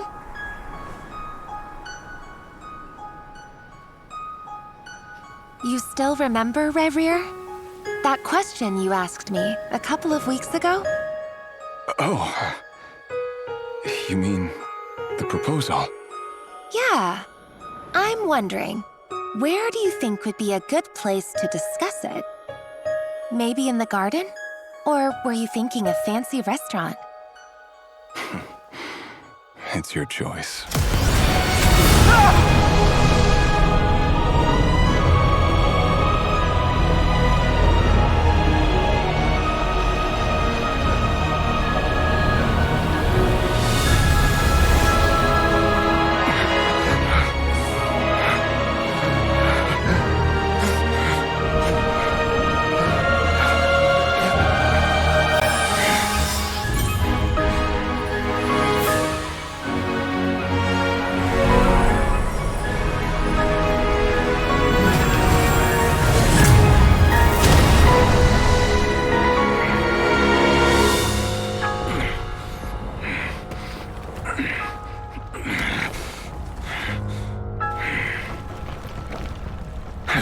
find you. And then, you can give me your answer.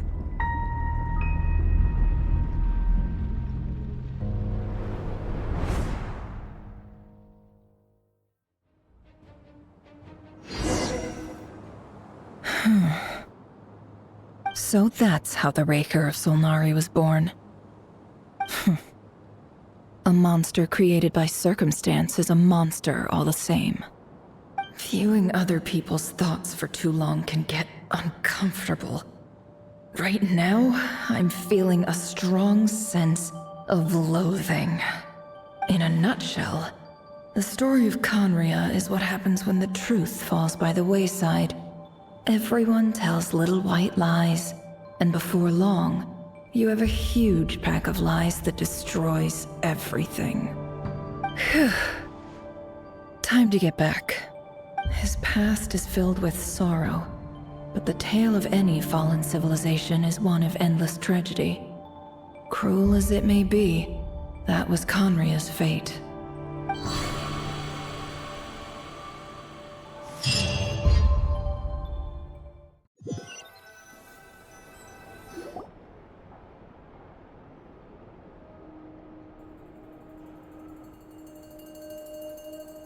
Everyone, I'm back. Can I get a standing ovation? Never! How are you holding up? Feeling okay? She's fine. Boss is a pro. Yes, I'm fine. You will have seen the events of Rarir's life through my thoughts. It's now clear that he is just a regular nobody, driven by personal tragedy, as he said himself. I mostly agree. There's only so much we can know about him from his memories alone, but they did give us a clear glimpse into his life in Conria. However, I would not consider Rarir to be a nobody. He was deeply involved in the events of that era. Yet, when the catastrophe of a generation strikes, nobody is safe. Sounds to me like you're speaking in riddles again. Is this you urging me not to abandon the people of Nod-Krai in their hour of need? That's not what I meant. Although I do hope you choose to remain a part of the plan. Without you, the mission ahead will be all but impossible. Then try to remember that I respond better to the carrot than the stick. And I don't appreciate being bossed around. Now, as for you, Missy, you were excellent. You stuck to the rules of the ceremony and kept your mouth shut the entire time. Bravo. Cool. So, can you fill me in on the deets now? Most of what I saw went right over my head. Patience. You'll hear the whole story, don't you worry. But let's meet up with the others first. It will save me narrating it twice. Yehoda? Yes, boss. Let me get that door for ya. That's more like it. For a moment there, I was worried you'd forgotten about the first clause of your employment contract. Forgive my curiosity, but what does the first clause say? It says I gotta do the annoying stuff that boss is too lazy to do for herself. Like opening the door, pouring the tea, yada yada. Is that right? If something is in the contract, it's because she willingly agreed to it. Rest assured that the Curatorium abides by the very strictest of labor policies. You don't seriously think I'm cruel enough to treat her like my slave? In any case, I've hardly shied away from my share of the work today. Hope I don't catch Flintz and Varka lounging about in their chairs, enjoying a leisurely cup of tea. There's nothing I dislike more than other people enjoying themselves while I'm hard at work.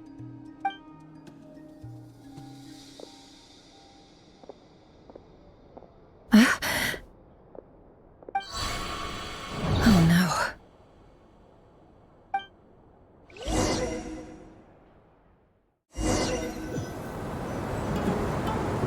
Sorry to disturb you, but we seem to have run into some trouble. Evidently so. Don't worry, I'm not about to leave you to fend for yourselves. I'm not that kind of boss. And it would go against the Curatorium's labor policy. I'm sorry. What did you hear me say?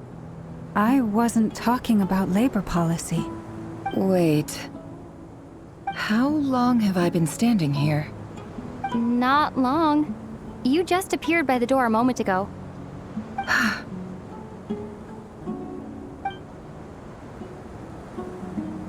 Boss, what's wrong? You look like you've seen a ghost. We've been tricked. We never left at all. Somehow I hallucinated that whole scene back inside the office. Hallucinated? But how? How indeed. This place should heed my will alone. All thoughts and actions that occur in here are just a result of pawns moving across the chessboard in a carefully calculated manner. And nobody has access to this chess set but me. So you control everything in here? More or less. But yes, it's a special technique of mine.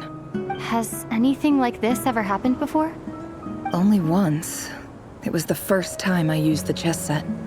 Is there any similarity between what happened then and what's happening now? I suppose my thoughts are a little turbulent, which was also the case my first time. Is there anything I can do to help? The first clause of your contract clearly states that I only need your help with things that I'm too lazy to do myself. Meaning, you're not feeling lazy right now? Meaning, this is not something Yehoda can help with. The chess set is a personal treasure that I alone understand. I must be the one to find our way out of here. Boss, it's fine. Really. Let me do something useful. Oh, listen to you. Whatever would I do without you, Yehoda? What? Really? Yes, really. Where would I ever find another employee as obedient and servile as you? God forbid anything ever happens to you. Oh, okay. Well, anyway, I was thinking of fetching some water. There's gotta be a source around here somewhere. I suggest everyone finds someplace comfortable to take a rest. We gotta conserve our energy. Even though all this chess malarkey doesn't exist in a physical sense, mentally speaking, it's all real. And so is our tiredness and fatigue. You don't want to dismiss mental fatigue. Just because it isn't physical doesn't mean it's any less serious. But anyway, I got your backs, so don't worry about a thing. Don't I have the best employees? Jealous much? If we can find a suitable time, I'd love to borrow Yehoda for a day to help out at the Frost Moon Scions. Would you be amenable to that, Boss Nefer? Oh, Lauma. Have I ever told you just how pretty you are? Beauty runs from the tips of your antlers to the depths of your imagination. Time to rally, everyone. Follow me. As we continue our journey, the same rules will apply. That means stay focused and no talking no matter what we encounter. And don't disturb the chess pieces. You have my word that I will get us all out of here.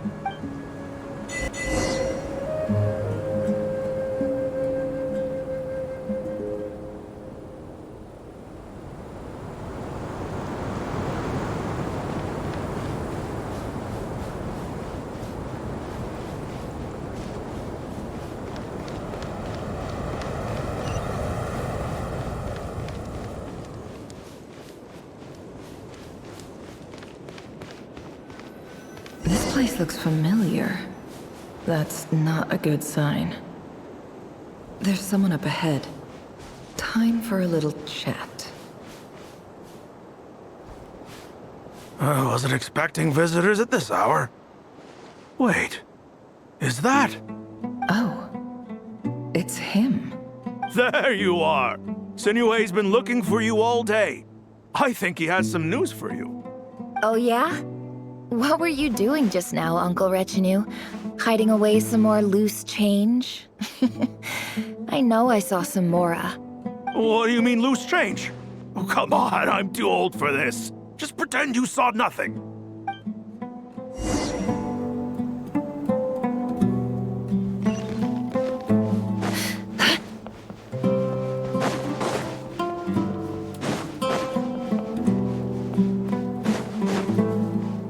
Hey, kid.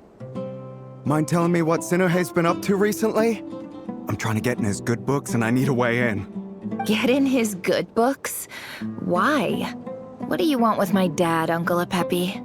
I've written a new song. I was hoping to showcase it at the next festival, but I'll need his approval. A new song, huh? I'd love to stay and listen, but unfortunately, Uncle Retinue says my dad's looking for me. Well, there's plenty of time and I'm not going anywhere. See that pile of stones? I'll be sitting there warming up my vocal cords. Come find me when you're done. Pile of stones. Got it.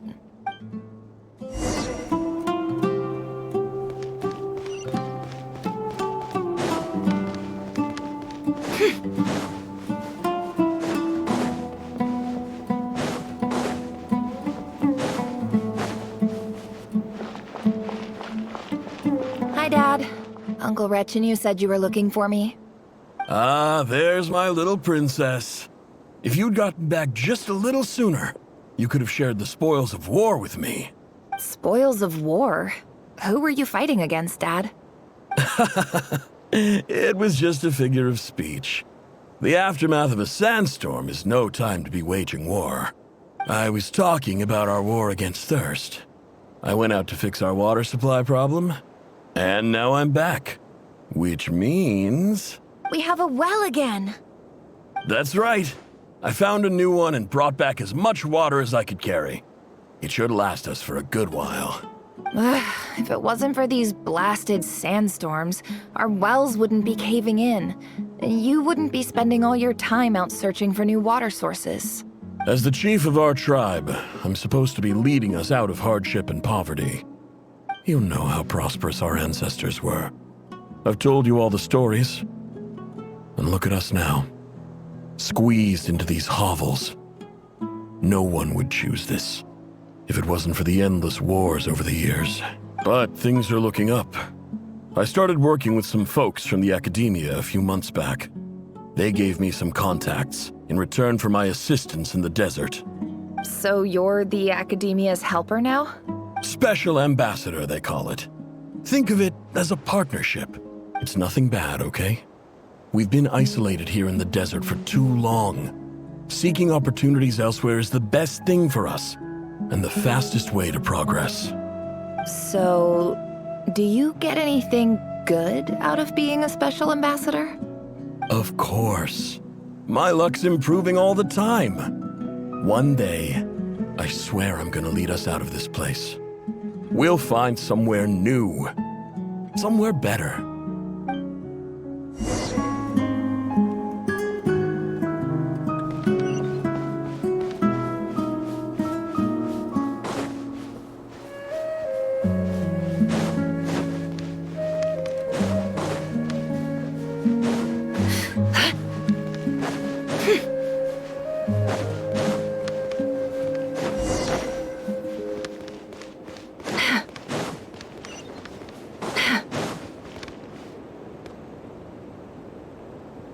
That's our well, and you know it.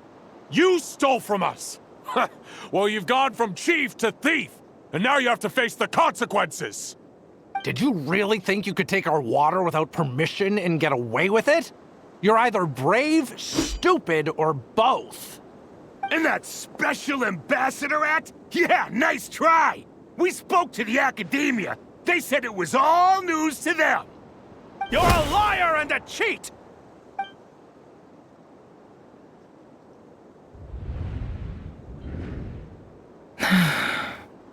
I heard Yehoda gasp, but I don't blame her. Most people are terrified by the sight of blood. Corpses strewn across the ground. The wounds are clearly from scimitars and daggers. The desert dwellers' weapons of choice. There's a handwritten note on the ground. Let's see what it says. Halil, this is Sinuhe, chief of the Shimti tribe. Surely you remember me. I was the one who helped you and your colleagues avoid the quicksand in the desert. This is my second time writing to you. I assume my last letter must have gotten lost in the mail, as I didn't receive a reply. I hope this one makes it to you safely. I'm writing to you because I need some help. That sandstorm the other day completely blocked up our well, forcing me to look for another water source in Iab and Unut territory. It was a matter of survival. Praise the gods. The well of the Iab tribe was intact. It was my last resort. I drew what water I could and left, but not without being spotted. I fear they will retaliate. You told me to write to you if I ever needed help. You said you'd be my ally in the academia. I urgently need you to formally recognize my title of Special Ambassador and send some of your people to assist me for a few days. It's the only way I can convince them that this was the academia's decision and prevent them from retaliating. This is an emergency. Please send help as soon as possible. Looks like this letter never got sent. The writer died a grisly death, and the letter was trampled into the ground. It's badly defaced. Some parts are barely legible. What a ridiculous lie the surviving Shimti tell. Their whole village was butchered over a sip of water.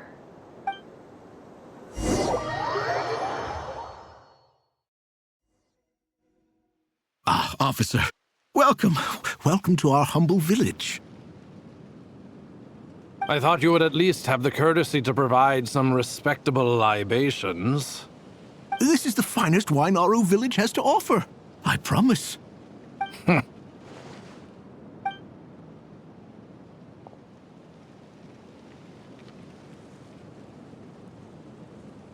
The Academia has agreed to reserve a single space for a candidate from your village.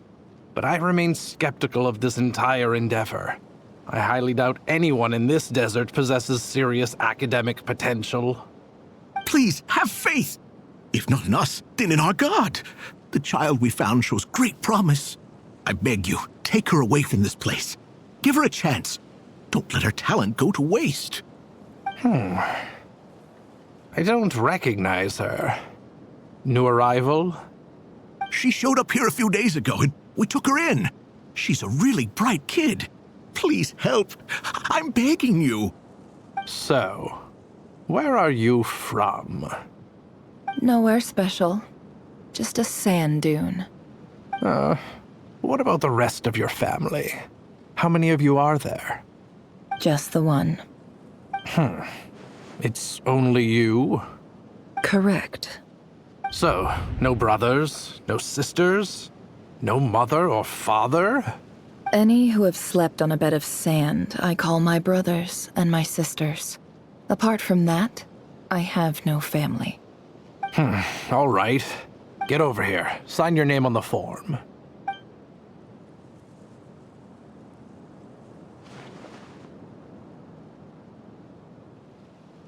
Never? You're rather fair-skinned for a desert dweller.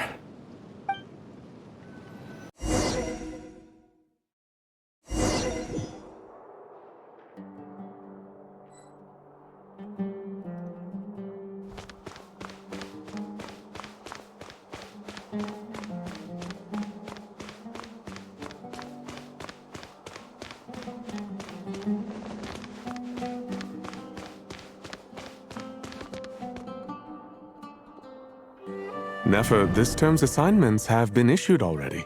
Please read through the materials thoroughly, conduct your own additional research, and then write an essay on the topic.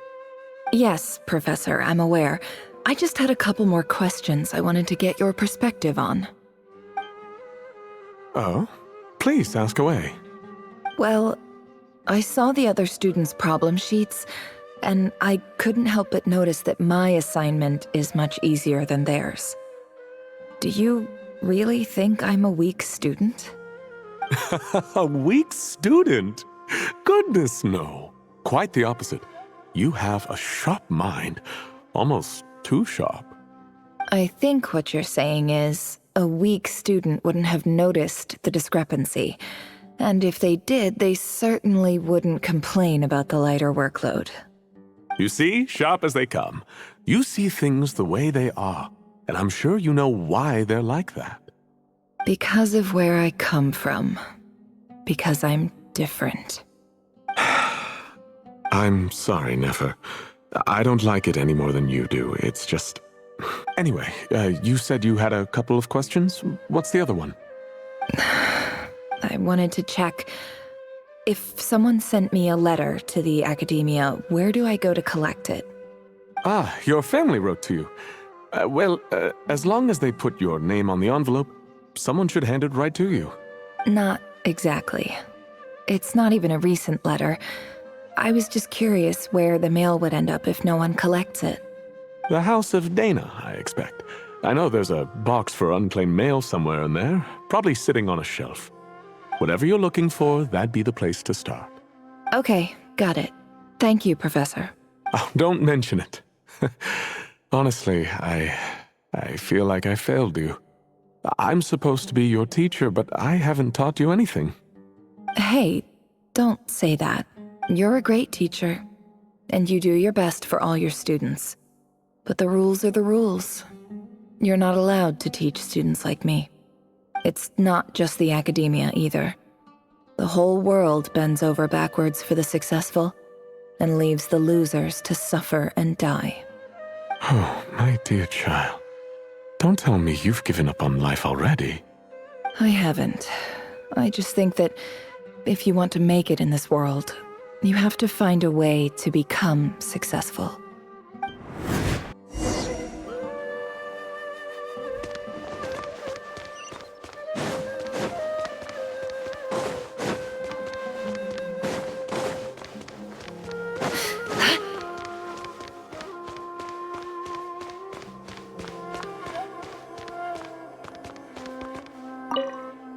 This must be it. A big cardboard box full of unclaimed mail. And probably some letters that ended up here by mistake, too. Let's take a look.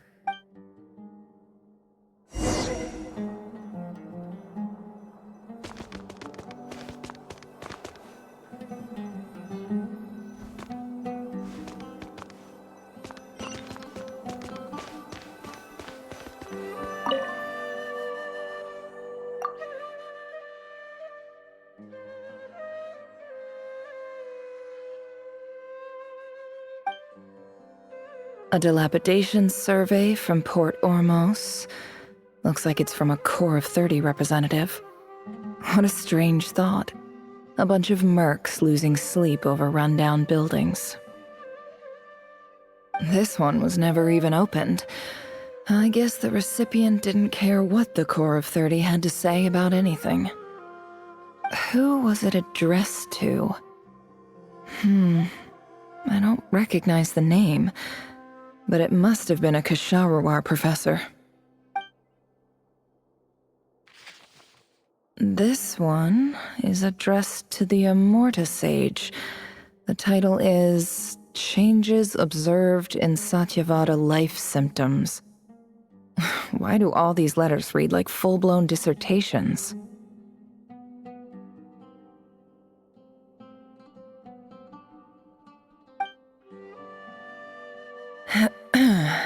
Guided by the incense, we became lost somewhere in the forest. All the barriers between levels of consciousness disappeared as our minds soared around in circles, looking for a branch to seek refuge on. In clinical terms, these symptoms fit the description of incense poisoning. The Amorta Darshan strictly prohibits the use of hallucinogenic substances, but I believe there are still people getting away with it. For example, my neighbor who always breaks out into song and dance after using incense. This seems like something the Academia would want to know about. Why wasn't it collected? Wait, what's this written on the back? It's so small. The note says, "The sender authored this letter while under the influence of mushrooms. I would send it back, but no return address was provided. Stamped by the Grand Conservator of the House of Dana."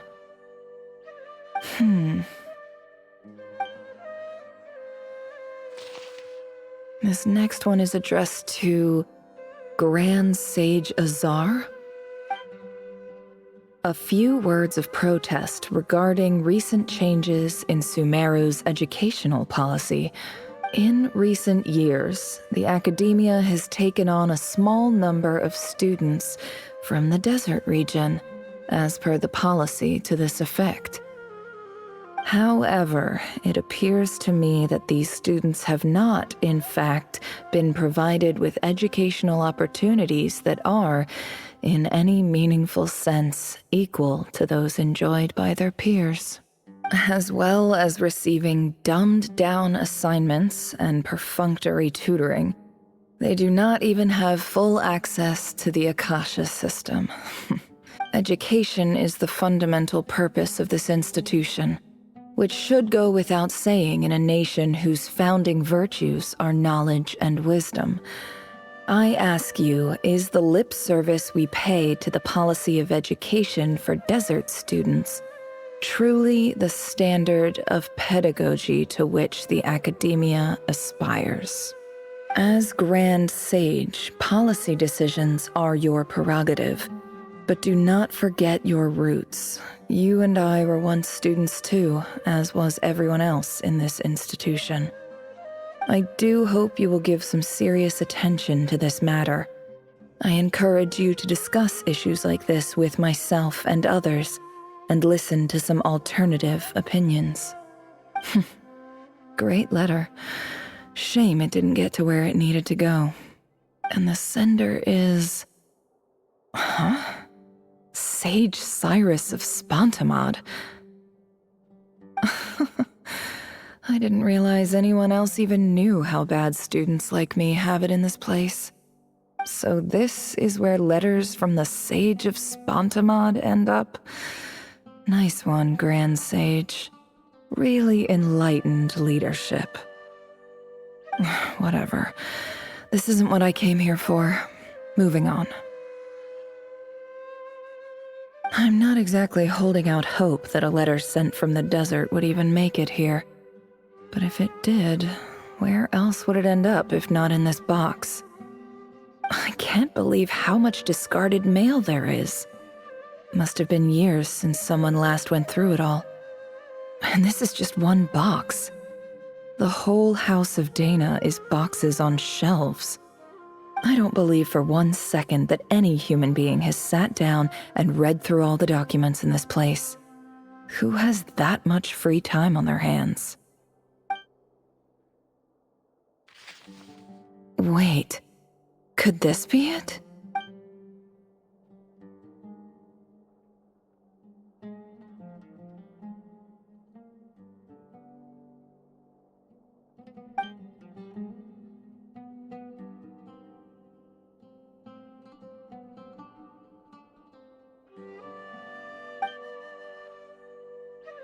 Greetings, Halil. My name is Sinuhe, chief of the Shimti tribe. I was the one who came to you and your colleague's aid when you ran into trouble in the Great Red Sand. I don't know how well you remember it now, but I brought you to safety and gave you some water and other supplies. You seemed very pleased and told me your name. In my tribe, learning a person's true name is serious business. And I therefore see you all as friends. You were kind enough to leave your contact details, so we could stay in touch. The Shimti tribe lives a harsh, nomadic existence in the desert. You were sympathetic towards my plight, promising to make me a special ambassador of the academia and help us find a way to make a better living. This brings me to my reason for writing. Our tribe has fallen on particularly hard times, and I would like to ask for your assistance. There was a terrible sandstorm a few days ago, which blocked up the well in our land. To ensure my people's survival, I had no choice but to venture into Eob and Unut territory in search of an alternate water source. The Eob and Unut are descended from the Thamudians, while we trace our ancestry to Tulatala. We worship the Lord of Flowers and have had relatively good relations with our fellow tribes up until now. I found a well belonging to the Eob tribe. They declined to help us, but I really had no other option.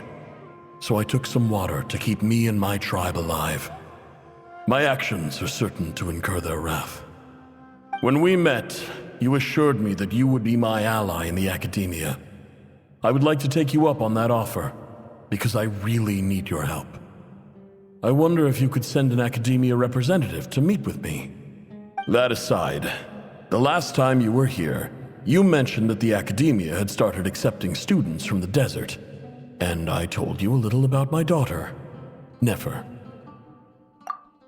We have next to no resources here in the desert, and my power and influence are limited. Would you consider enrolling my daughter at the academia? She is a smart girl.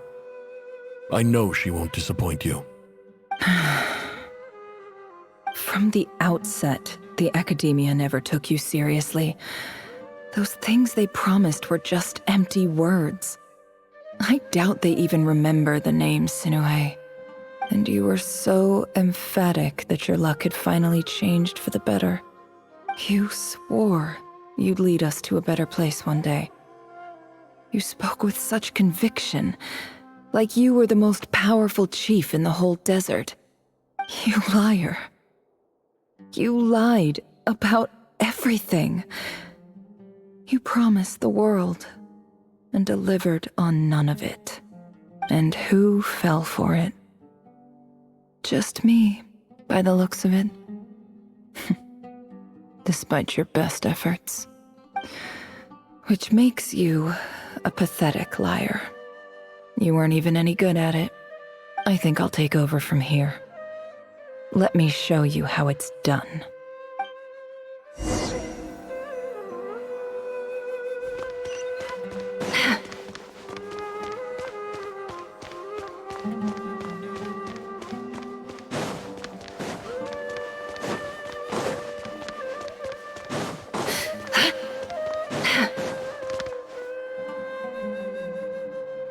I just came to say goodbye. Thanks for everything you've done for me in my time here. Nefer? You packed your bags. Where are you going? I'm quitting.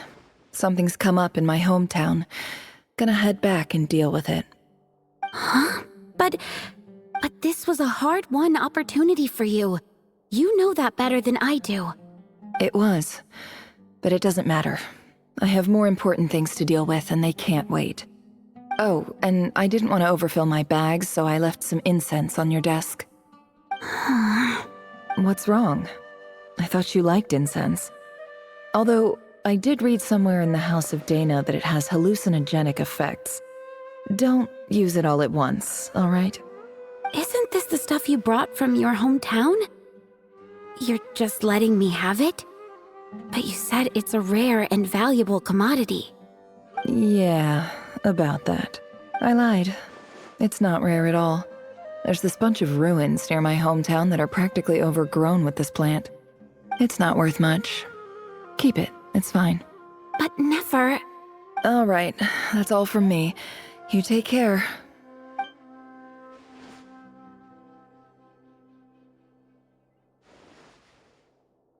Don't forget me, okay? I mean, we're more than just classmates, right? We're friends. Yeah, I'll remember you. I lied again. That incense is worth a fortune, and it's a rare find even in those ruins. And as for remembering her, I have far too much to do when I get back. No time to reminisce. I'll be lucky if I even make it through this alive. But either way, I expect I'll forget you pretty quickly.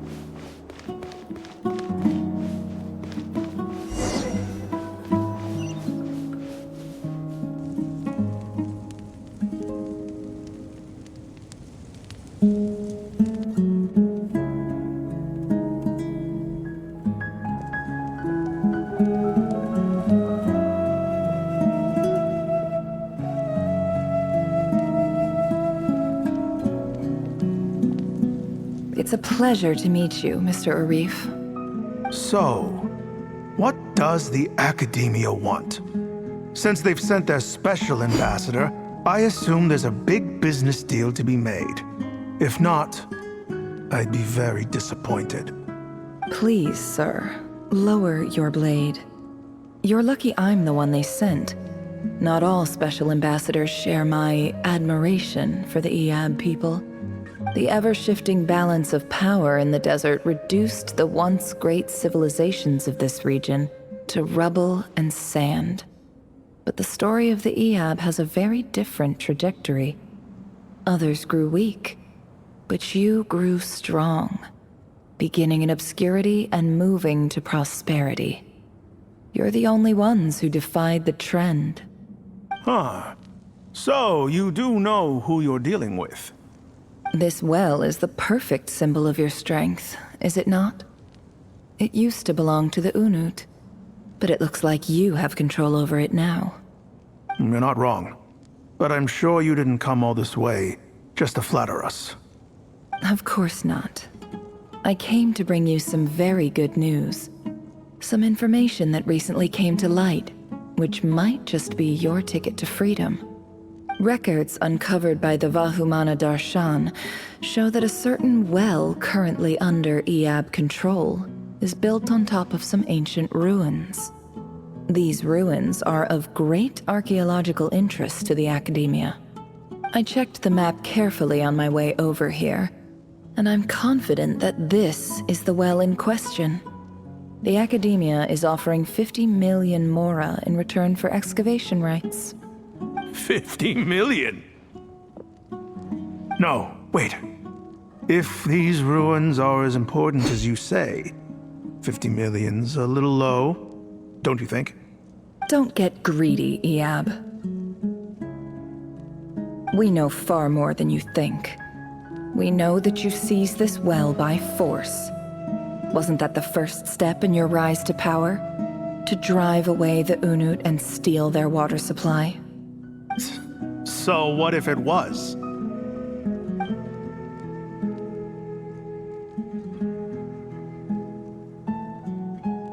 Don't worry. As unscrupulous as it was, it's something we're willing to overlook. The Academia is only interested in dealing with the de facto power holders in the region. I hope I am making myself clear. And I hope your words are the truth. If I find out the Academia is trying to play me, I'll hunt down every one of your people and make you watch as I cut their heads off one by one. I assure you, Chief, that would not be in your long-term interests. You don't want to make an enemy of the Academia. You see how I'm dressed, don't you? I appreciate that you've never been to the rainforest, but surely even you recognize an ambassador's attire when you see it. And what does a barbarian like you have to lose anyway?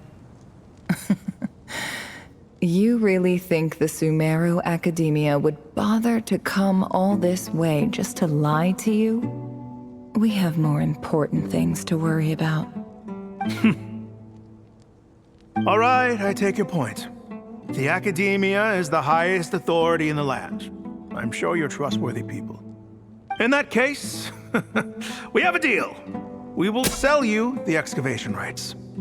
I'd like to thank you, Ambassador. This is good news indeed. Excellent news. In fact, it calls for a celebration. Would you do us the honor of staying a while and enjoying some Eab hospitality? Gladly. I am partial to wine myself, and I trust you are as well. So let's indulge in a few drinks together, in celebration of this momentous occasion.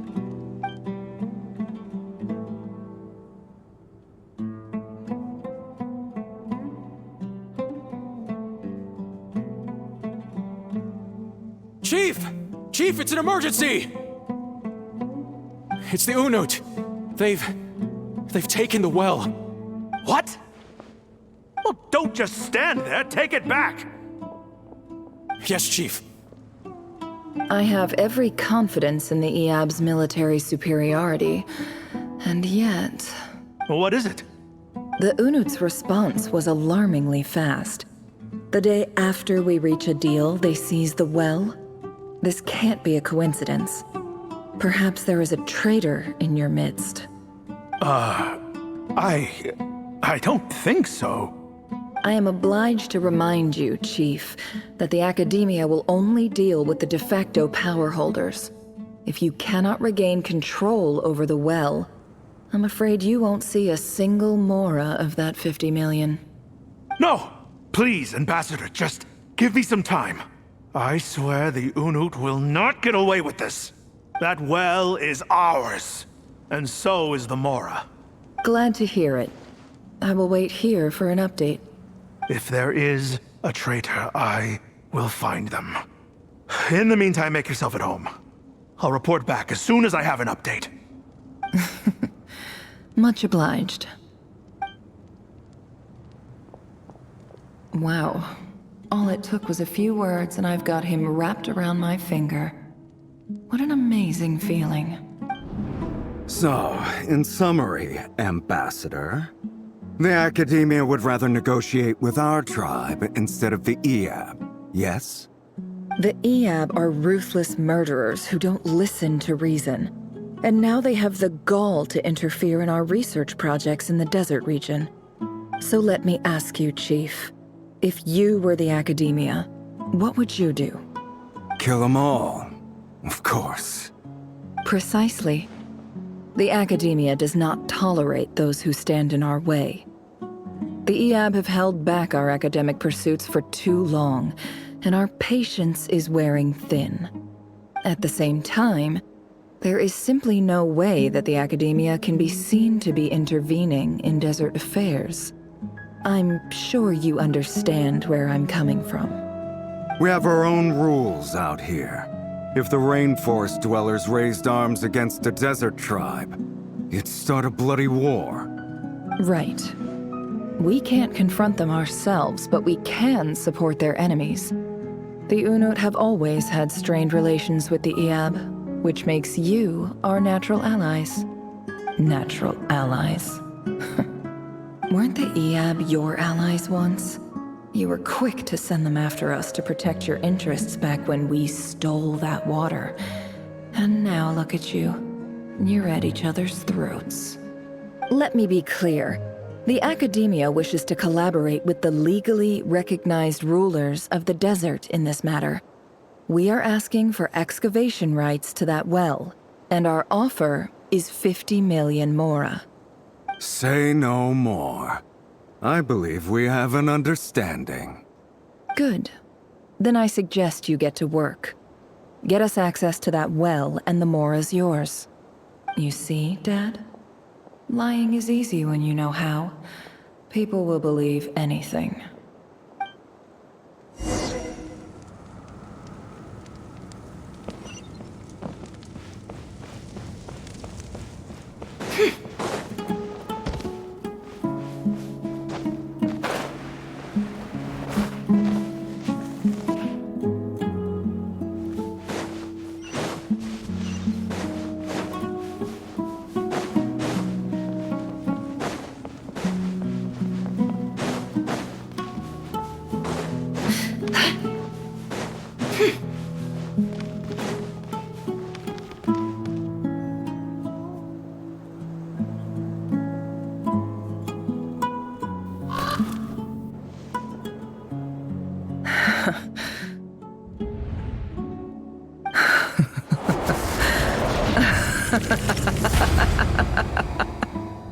Look at yourselves.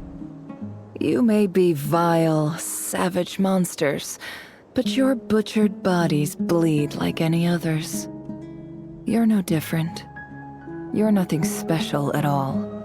The monsters who destroyed my home, they're just ordinary, petty human beings. What a joke.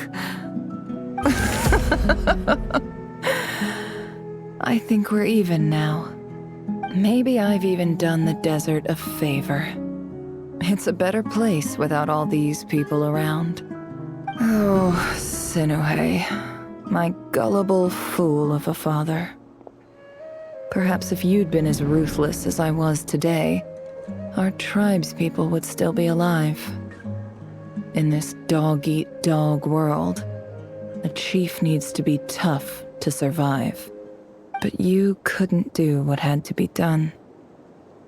So I did it for you. Nefer, it's okay. All of this is in the past now. I believe I remember you promising to remain silent. Yeah, but even so... Yehoda, is there anything you can do to ease the tension? Alright, time for a sharp turn onto a completely different topic.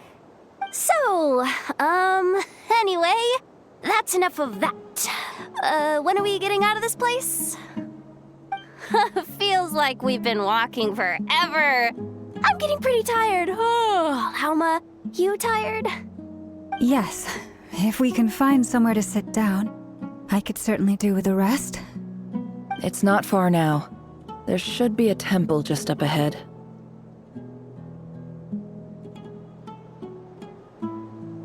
Yes.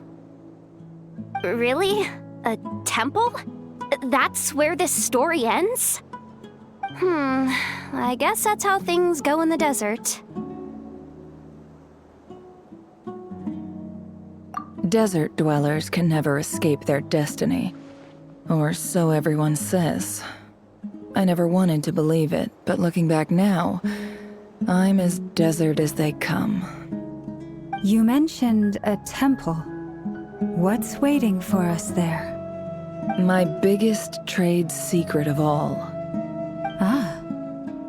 Then I'm guessing it's where you got your power from. The power to peer into other people's minds. I didn't know you were clued up on any other religions. I'm no expert in the history of Sumeru, but since you come from the desert, I would imagine it has something to do with King Deshret. Sounds impressive. Oh, I know who you mean. General Mahamatra Sino. The spirit of Hermanubis dwells within him. That's Boss Neff for ya. She knows everything. Sino's hardly a figure of obscurity, but I know about Sethos too. What about him? Is he a big deal or something? Well, he's not a small deal, let's put it that way. Please, this is the bare-bone basics. Save the flattery. Thanks for your patience, everyone. I'm sure it's been a lot to take in. With any luck, that's our exit just up ahead.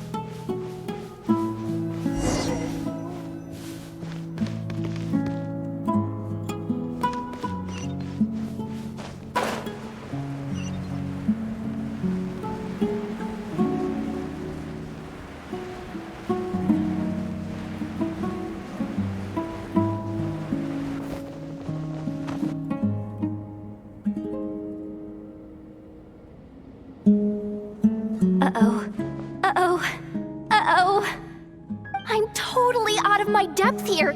I don't have anything to add about any of this stuff. Like, look at that statue, for instance. I want to do the whole name-dropping, this girl knows her stuff thing too, but I've never seen anything like it before. A statue with the head of a bird. That's Thoth, the Ibis King, one of the 7 pillars of King Deshret. The legends say that he, the Crocodile King, and the Goat King were the 3 retainers of King Deshret. Let's take a look.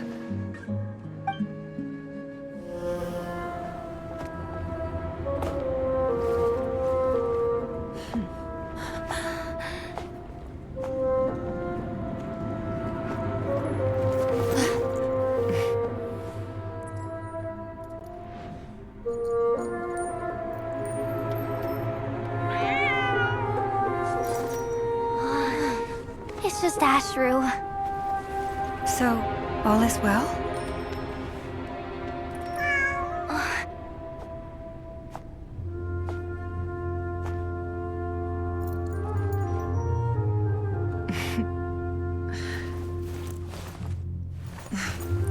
Typically speaking, at this point, the world disintegrates. Then we find ourselves back in the outside world. Besides, these are my memories. There's nothing to fear. You're sure? Of course. It's almost over.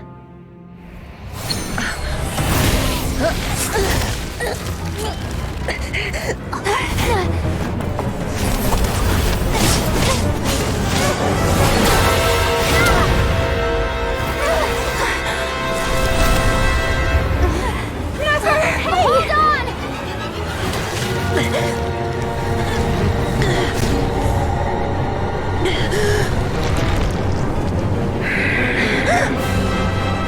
Knowing too much is always a death sentence. Speak for yourself.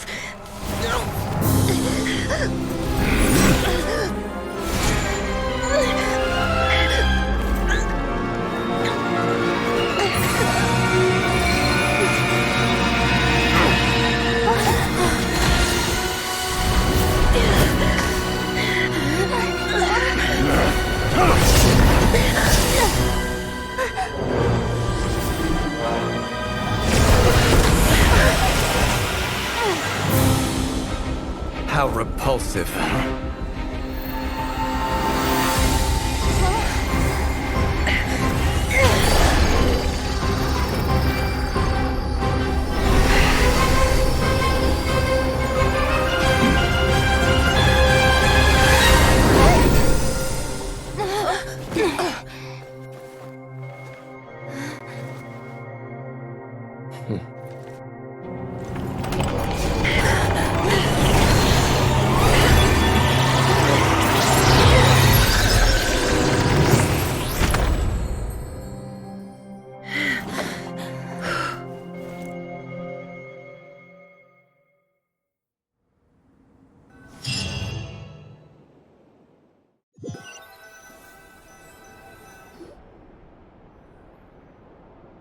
Timed that pretty well, didn't I?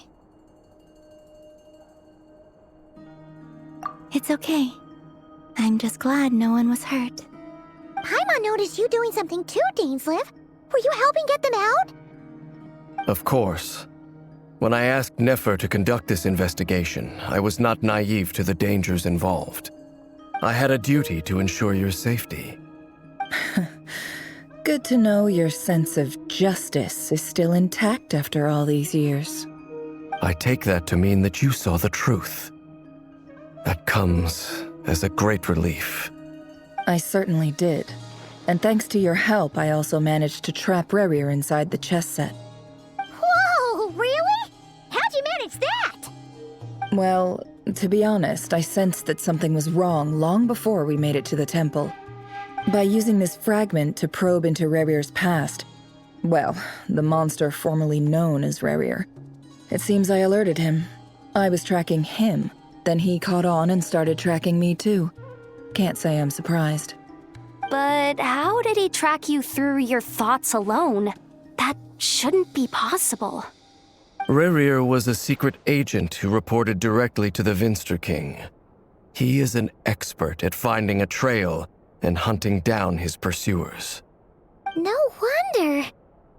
He infiltrated the chess set, read my thoughts, and built a new virtual chess set inside of it. That's why we weren't able to leave at first.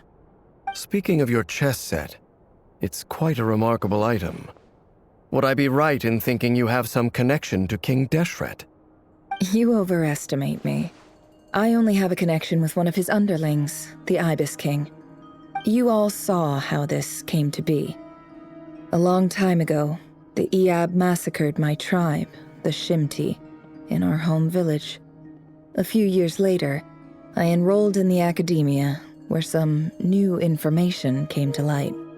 The Unut and the Iab fought a bitter battle over the rights to a well, all for the sake of a non-existent 50 million mora. The Eab ultimately won that confrontation, but their victory came at the cost of almost every warrior in the tribe. The final blow to the Eab came at the victory feast, when an Unut assassin beheaded their chief right before my eyes. The remaining Eab fled and have been scattered to the winds ever since. Having gotten my revenge, I returned to my hometown, where to my surprise, the nearby temple was still standing.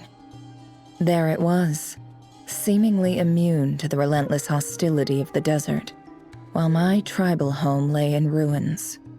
As I stood there gazing at the temple, I noticed a cat just outside.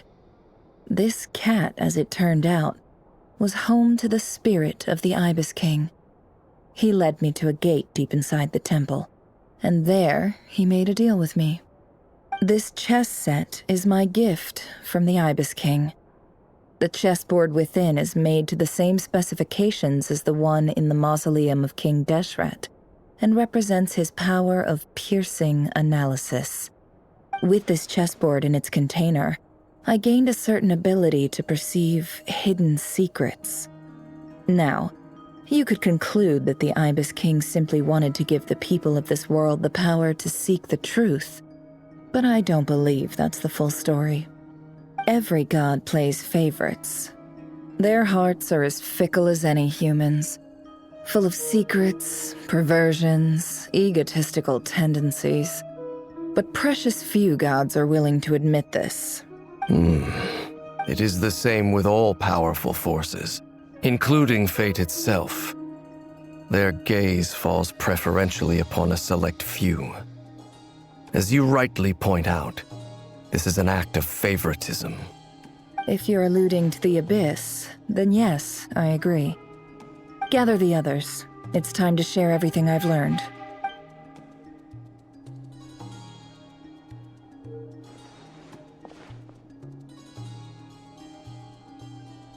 Thank you all for being here.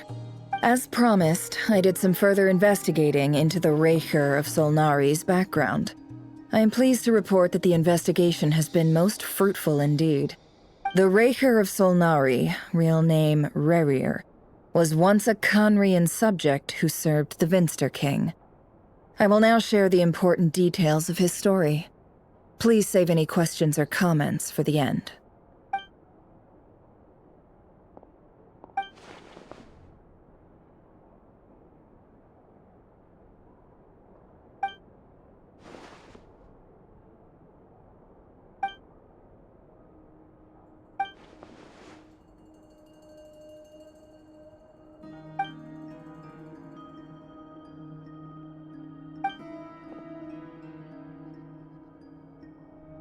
So that's why he's so obsessed with the moon. A tragic tale, to be sure. But it does not excuse his many transgressions. No matter how much Rerir suffered in the past, the fact remains that he is what we know today as the Wild Hunt, wreaking havoc upon innocent lives in Nod-Krai. He becomes more dangerous with each passing day. If left unchecked, it is simply a matter of time before all of Tevat suffers the consequences. This is a threat that the Knights of Favonius cannot ignore. A question for Miss Columbina.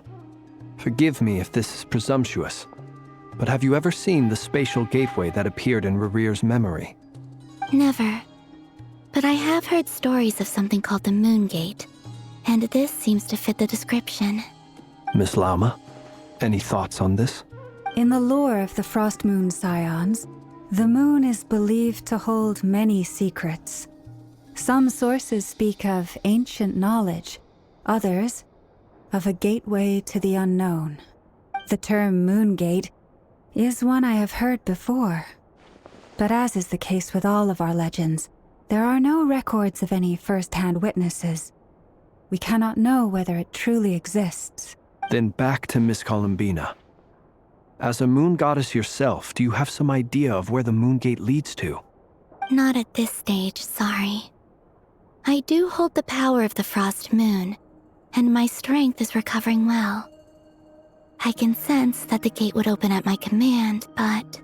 But there's more to the power of the Frost Moon than that? Yes. A moon goddess has the right to open the moon gate, since it is a path to the moon. But as Nefer mentioned, holding open a spatial gateway takes a huge amount of power. And right now, I need to conserve my energy to fight the Rahier of Solnari. I'm afraid this is one mystery we may have to leave unsolved for now. I agree. Better to save your strength. But if you'll humor me for a moment, I have a bold conjecture of my own regarding the world beyond the gateway. I highly suspect that neither Tholindis nor Rarir made it through unscathed.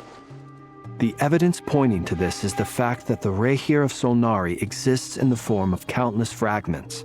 With the abyssal power he wields, no ordinary foe can touch him, let alone tear him to shreds. And yet, the Wild Hunt proliferates wherever his scattered fragments lie, drawing hordes of monsters to many different locations across the land. So your theory is that Rarir was physically torn to shreds by some powerful force? Hence, why the Wild Hunt is a distributed phenomenon, rather than a unified one? Makes sense to me. Explains why the Wild Hunt is so pervasive, and why he's been trying to piece himself back together. He was whole to begin with, and he wants to be whole again. Without the power of the Abyss on his side, he almost certainly would have perished the moment he was torn apart. But the Abyss, much like a curse, has kept him alive. I could not agree more. The power of the Abyss is most surely a curse. It is a compelling explanation, and one that accords with my present understanding of Abyss creatures. Whether the life form in question is primitive or advanced, if a curse has extended its lifespan unnaturally, it will continue to survive in spite of everything. This raises some interesting questions. I will run some experiments and see if there is any validity to my suspicions. That being said, regardless of whether my research bears fruit, I would like to thank Miss Nefer for conducting such a thorough investigation. Already, it has greatly enriched my understanding of the entity we face. My pleasure, Mr. Albedo. I too hope that the information I have shared today proves useful as we look to formulate the next stage of our plan. Hey! What is it, Dainsleif? You look really upset! It's just... when I think of the man I once knew as Rarir, I struggle to understand why things had to turn out like this. The two of you used to be friends, didn't you? I don't know if these words will bring any comfort, but my heart goes out to you. Mine too. We can never know all the hows and whys of the way things are. The moon and stars are full of untold secrets and lies, and the skies are host to many more mysteries than these alone. Yet, none of that can begin to compare with the complexity of human life. Those are the first comforting words I've heard in a long time. Thank you both. Well, I think this is a good place to end today's meeting. I'm sure Nefer needs some time to recover. She's been through an awful lot today. That's very thoughtful of you, Lama. Of course. Sounds good to me. Take some time to rest and digest before we reconvene to nail down a plan.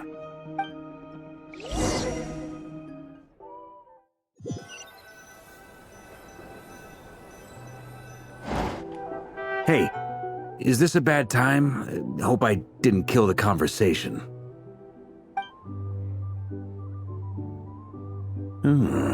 Nice room. Oh, I'm not coming in, though. Why not? It's just a hotel room. If it's all the same, I'll just stay out here. I might not look the part, but I'm technically a knight. Barging into people's private quarters isn't the kind of thing we do.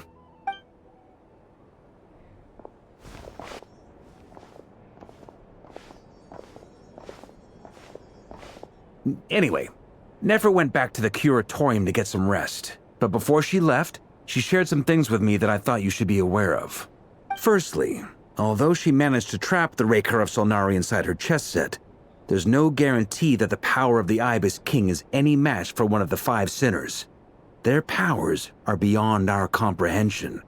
It's only a matter of time before he finds a way to break out.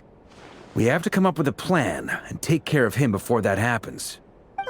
Honestly, Paimon figured that might be the case. So, how long have we got? Well, I asked her that same question. She talked for a long time, but for the most part, it seemed like she was trying to convince me how precious her chess set is, and what a long and storied history it has. It felt like some kind of sales pitch, you know? The kind where you end up handing over Mora against your will? Anyway, after all that, she finally answered the question. 2 days, at most.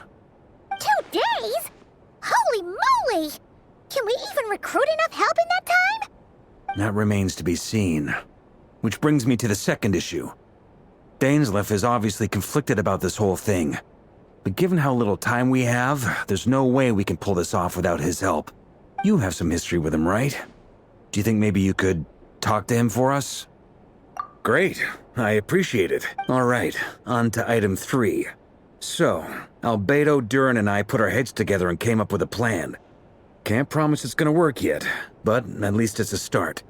We figured we'd bounce the idea off you first. We'll explore it further once everyone's recovered. Oh, Paimon's dying to hear this. All right, so here's what we're thinking.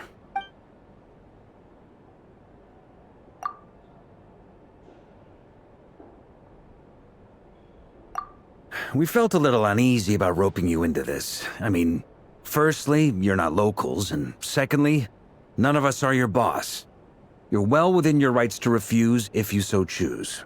Roping us in? Why would you even say that? We know the stakes here. It's all of us against the Rayher of Solnari, or none of us stand a chance. I choose my words very intentionally, I'll have you know. I like to think there's an art to striking a down-to-earth tone even when the stakes are through the roof. Sir Varka, I have a few thoughts about this plan. I'm all ears. I think we can be more flexible with how the roles are allocated. In my view, the most sensible lineup would be like this.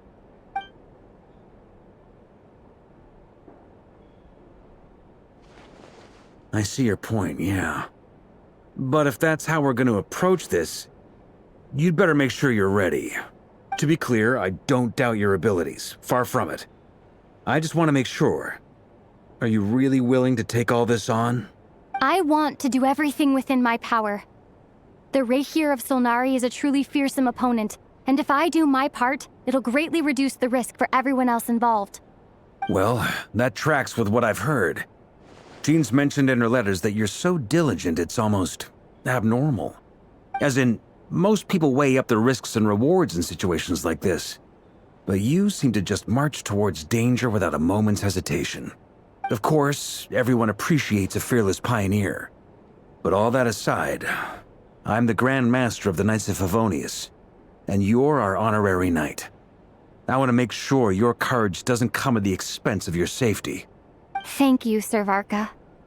I should be the one thanking you. It means a lot to have you on board. I'll give some serious thought to your suggestions.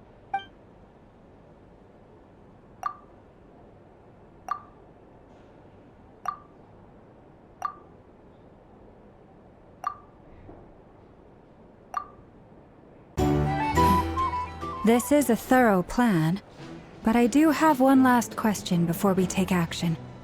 How can we be sure that our enemy won't leave the designated area? Great question. Albedo's been hard at work analyzing Rayher and the Wild Hunt's behavioral patterns. His conclusions are as follows. Firstly, from the earliest known confrontation until now, Rayher has never displayed any ability to manipulate the dimension of space. So it's unlikely he has any power in that domain. Secondly, he seems to have a particularly strong vendetta against our group. If we put him in a fight-or-flight situation, he'll choose to fight every time. Thirdly, finally, and most importantly, he is consumed by hatred, both for the moon and for his enemies. Turns out, we tick both of those boxes. We have a reincarnated moon in our ranks, and a spy who accessed his private memories without permission. He'll be baying for blood, not looking to escape. As someone who's had their fair share of interactions with the Wild Hunt, those all seem like valid observations to me. Understood. Then I will defer to the verdict of the group. Well, everyone, That's the plan in full detail. Albedo and Durin are carrying out their part as we speak. Plan approved. Scheduling. Okay, any firepower you need, I got you covered. Let's light this baby up. The Frost Moon Scions are behind you as well. And the rest of you? No objections? All right, then it's settled. This is the plan we're going with. Next up, an old tradition of mine. Anyone who wants to back out, now's your chance. Wait, we can still back out of this? Everyone says things they regret, right? I don't want anyone feeling trapped because their mouth said yes before their brain had time to think things through. A very people-first approach. I hear that's common practice in the Knights of Favonius. Heh. Who'd you hear it from? D-Luke? Shh. We don't use people's real names at work. This contact will be known only as Owl, please and thank you. This plan can only work if everyone does their part. Flint's and I will absolutely support it. We shall indeed. You'll be glad you accepted our help. Also, you are the last person I expected to see here, Miss Dory. It's not often I get called Dory in a work context. My peers usually call me Lord Sangama Bay. So, the longer your name, the higher your net worth. Is that the idea here? In that case, Mr. Flint's here must be worth a fortune. That's right, I know your full name. It's... The walls are thin here. I'd appreciate you keeping that a secret. Okay, fine. I'm actually only here as a favor for someone else. Do you have any idea how much it would cost to hire me otherwise? Oh, does this mean someone out there actually has the power to boss Dory around? It most certainly does not. We have a long-standing and mutually beneficial business partnership. She's actually the mom of a friend of yours. Said mom supplied me with a great little trinket, but now that lady's ruined everything. If I don't start building a little goodwill now, my whole business in Nod-Krai is gonna go down the drain! Okay. So what exactly is so special about this pendant? It's a lucky charm that a great mage made for me. We have a business relationship, and she was worried that something bad might happen to me. So, she wanted me to have something that can store power to protect myself with. I finally got it all fully charged up with Kuvaki, and then never went and used it all up at once! Never lost so big in my life! You're right. It was all my fault. I didn't mean to drain all the Kuvaki in the pendant, but I'll make it up to you. You will? Well, in that case, how about you give me your chess set, and we call it even? I knew you'd say that. Well, it's yours if you want it. In fact, take it now, and I'll even throw in a free Raker of Solnari. Deal? You're putting me in a difficult position here. It's a very useful thing to have around, but I have a funny feeling it won't be around much longer. I guess we'll see in a couple of days. Looks like bankruptcy for me. Hey, don't be so pessimistic. See this through and you never know. You might find a new business opportunity on the other side.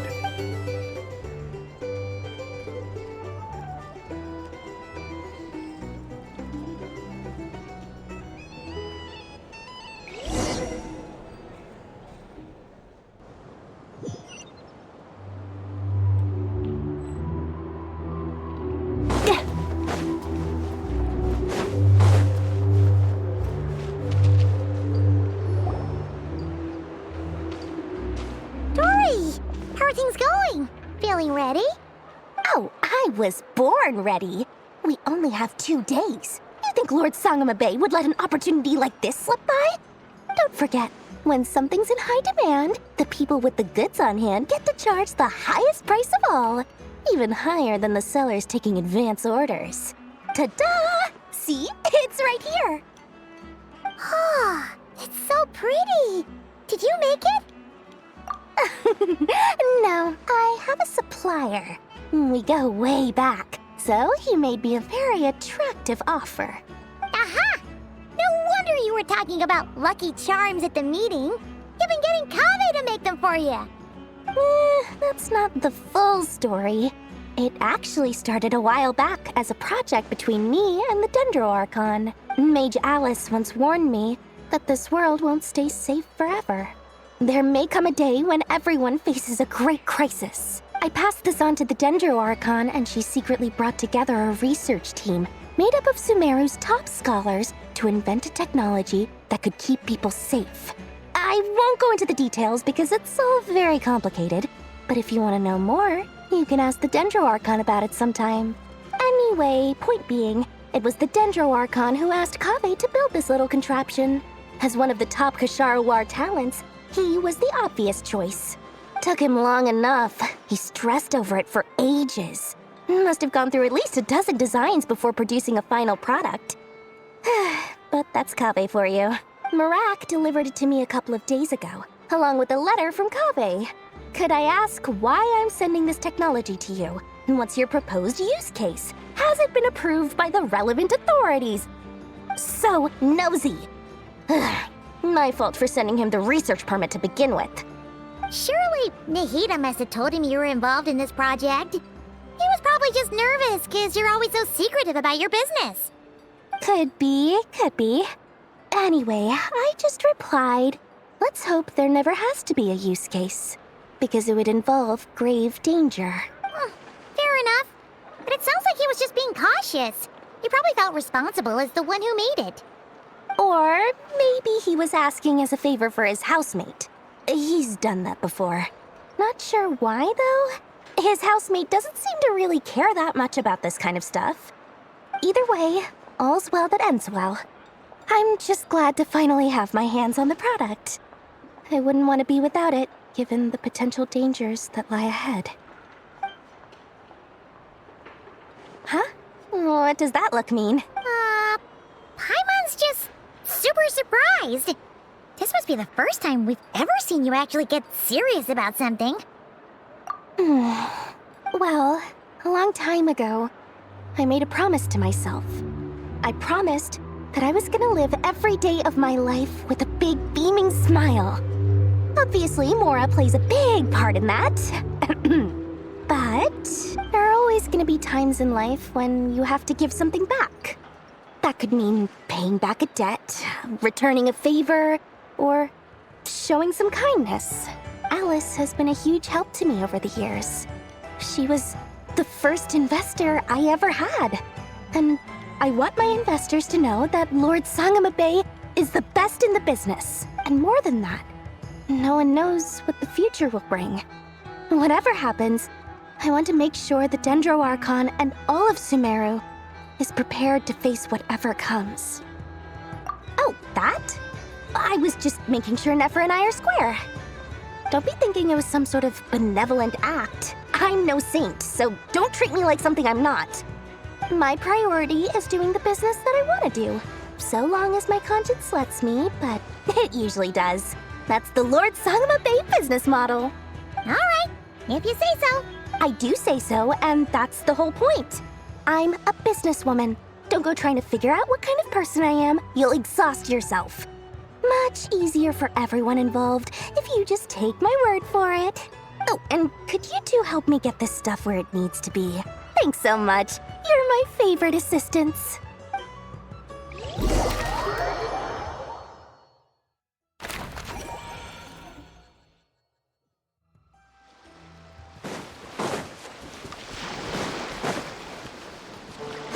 Yeah.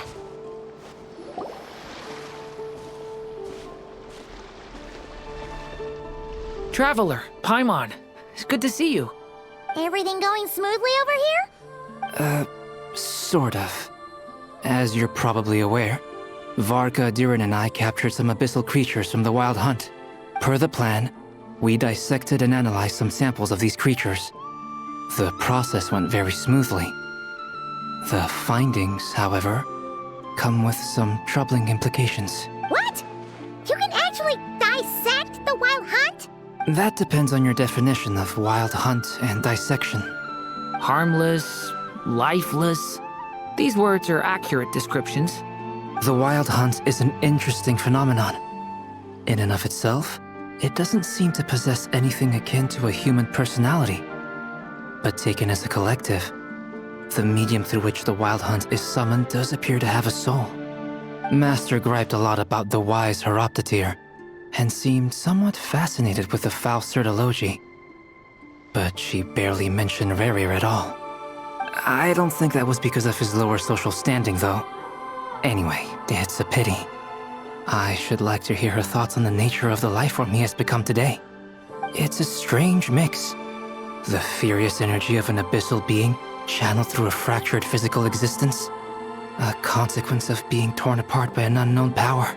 Perhaps the only explanation for his survival in this state is that he sacrificed a degree of individuality in exchange for a continued existence. Oh, sorry. Once I get talking about interesting research, I have a tendency to go on indefinitely. Back to our research findings. Essentially, they confirm my hypothesis. Rerir's corpse is completely contaminated by the Abyss, and the effects are irreversible. You could think of this as Rerir in mutated form. But in my view, even that would be inaccurate.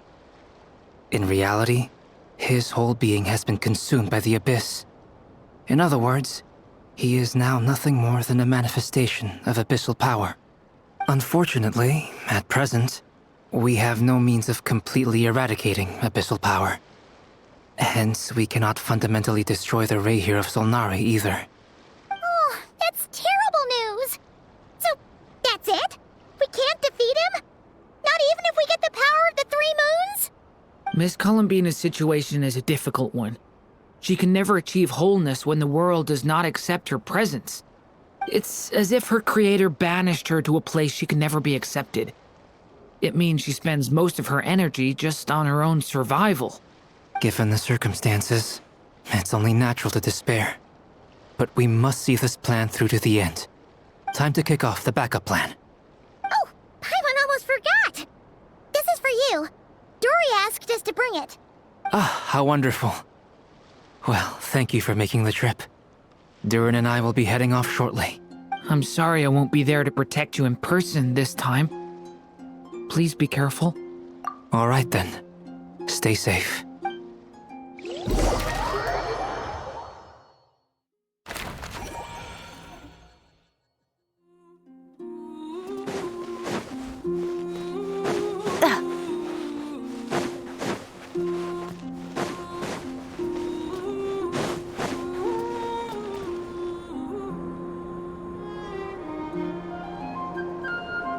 Miss Lauma, is everyone here? Yes. The fate of my flock is in your hands, Grand Master Varka. Please keep them safe. My lady, what are you saying? Within the next 24 hours, we will face the biggest crisis the world has ever seen. This is not a burden that we deserve to bear. But I believe that we reap what we sow in this life. So I intend to act. I must do what I think is right. For me, that means fighting for the future of Nod-Krai. This gentleman is the Grand Master of the Knights of Favonius, Varka, Knight of Boreas. In my absence, please follow his lead. Hey, everyone. Guess I should introduce myself. Well, to start with, I know my way around a battlefield. Biggest strengths are honesty and hard-workingness. Anyway, point is, I don't intend to let Lauma down. I'm gonna do everything in my power to keep every last one of you safe and sound.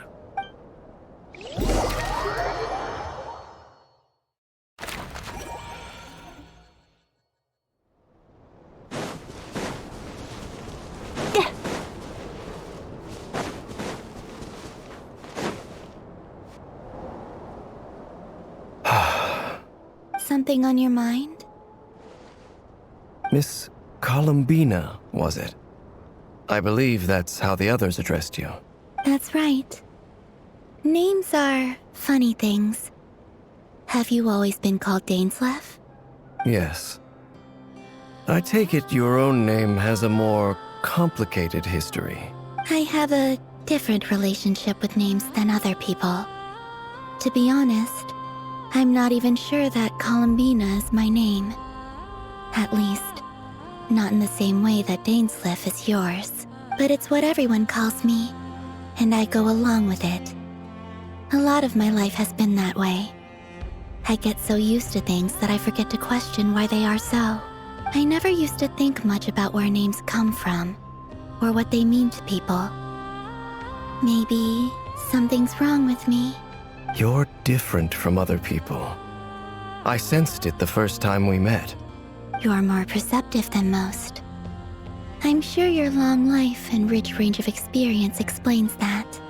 Do you ever find yourself missing Conria, Mr. Dainsleif? Difficult to answer. I have dreamed of the past many, many times. Sometimes I'm fighting tooth and nail. Other times I'm lying on the ground, defeated. I don't recall any happy moments from that time. It has been too long.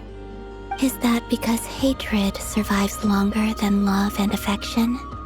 That would not be for me to say. I make no excuses for the grudges I bear. But whatever the reason, I remember little that was beautiful or sentimental. Thank you for your help with the Rerir situation. Without your efforts, I never could have learned the hidden truth of his story. You're welcome. I know he's your friend. Friend? He betrayed me. And I never really understood what he was going through in life. Some friendship, that is. Okay. So, do you plan to fight him with us? You see, you're torn. Now you know what really happened. You see the things he's done in a new light. I need some time. Of course. I completely understand. Anyone else in your position would feel conflicted too. Actually, I went through something similar myself recently. Something happened that changed my perspective on a situation. A situation I took for granted at the time, but now I feel very grateful for it.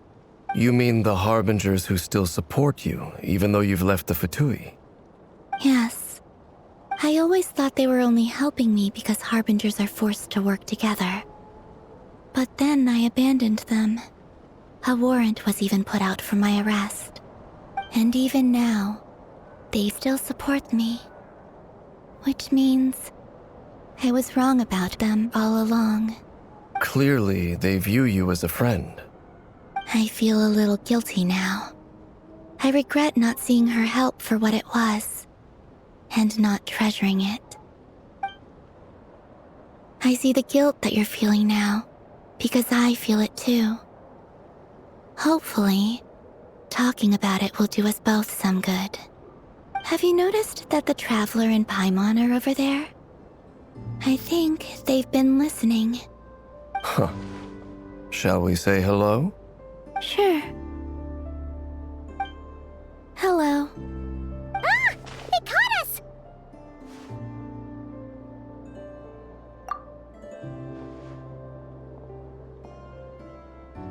I apologize for making you worry. No doubt you wish to know where I stand on the plan to take down the Recher of Solnari. I'm afraid I need a little time, but I will seriously consider joining you. You will? Oh, thank you so much! Everyone will be so grateful to hear that! They needn't be. This was something that I was going to have to face up to eventually. That doesn't matter to them. They're grateful to you regardless. You can't control their gratitude, so just accept it. And then, have a think about whether you're willing to join us.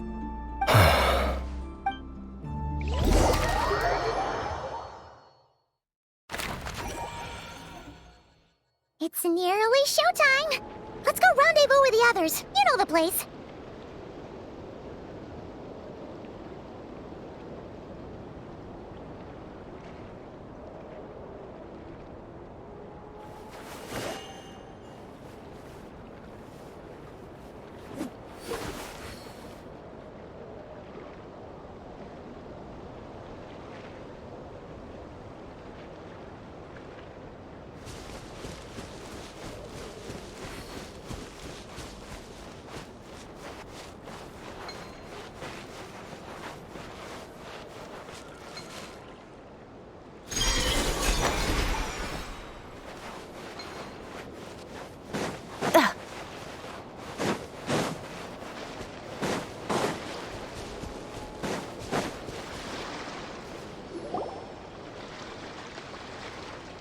Ah, you're earlier than I expected. Hey, Flint's! Been waiting here long? Not too long. I came a little early so I'd have some time to think. Are you nervous about the battle? Quite the opposite. I'm reminiscing on my past battles. When I was awakened by the Ratniki, I had not touched a weapon in many years. I felt like the battlefield was not where I belonged. But after waging war against the Wild Hunt for so long, I came to realize something. A life of absolute peace is simply not a possibility for me. My restless flame indicates that somewhere inside of me, there is a deep yearning to root out the evil in this world. Oh, that doesn't sound like such a bad thing. Well, in the past, when I was a Fae whose primary concern was hibernation, it was hardly ideal. But it certainly serves me well here in the present. And I am delighted to be able to join forces with you in this endeavor. Looks like I'm not the first to arrive. Ah, Miss Lauma. Did you sleep okay last night? I struggled to settle down at first, because of the nerves. But don't worry. I got enough sleep in the end. I'll be just fine. Please, I'm just doing my part. Never! Over here! Aino asked me to relay a message. She said Anefa will be on high alert and keep a close watch over all secondary districts where defense is required, providing support as necessary. Meanwhile, Aino herself will provide range support to us directly, using her latest invention. Excellent. My thanks to all involved. The chess set's looking a little unstable. It won't hold him much longer. We should be prepared to engage at a moment's notice. No sense sitting around waiting. Let's make the first move while we still have the option. I agree. Paimon, find a safe hiding place. Got it! Be careful, Traveler! I will.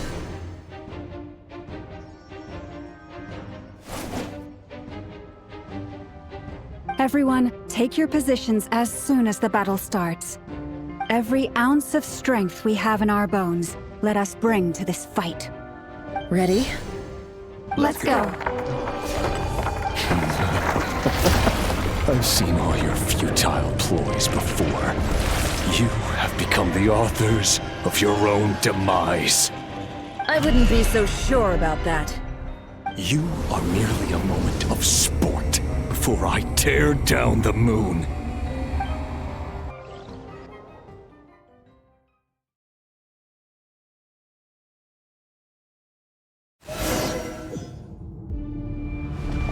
Stay on your toes. Yep, you too! Moonlight betrays you. A grave transgression. Close your eyes. Observe. No more lies. The moonlight betrays you. With one heart, Hunt him down. leave this place. It's all A grave futile. transgression. Observe. The moonlight betrays you. Can't hide the truth. The mystery unravels. Let me help you guys.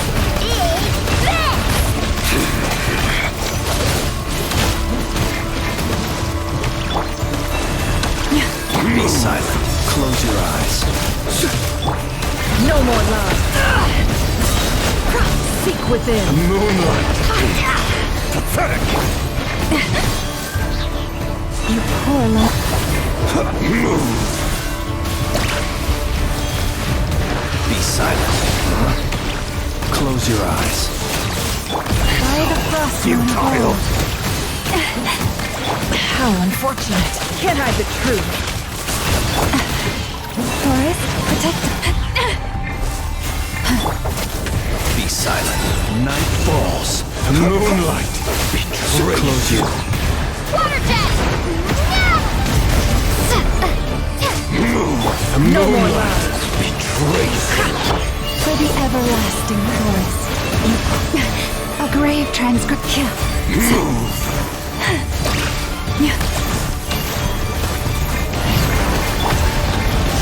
Can't hide the truth. Go!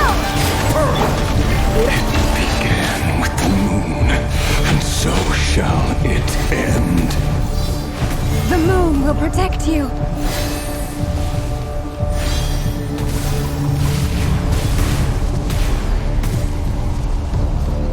The moonlight betrays you.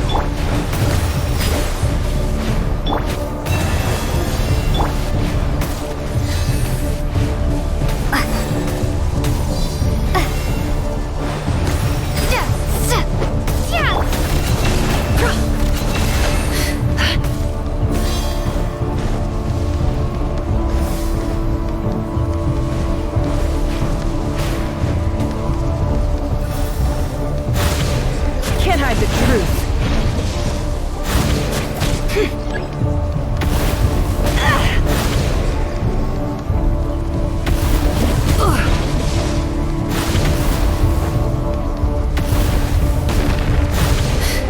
It all adds up.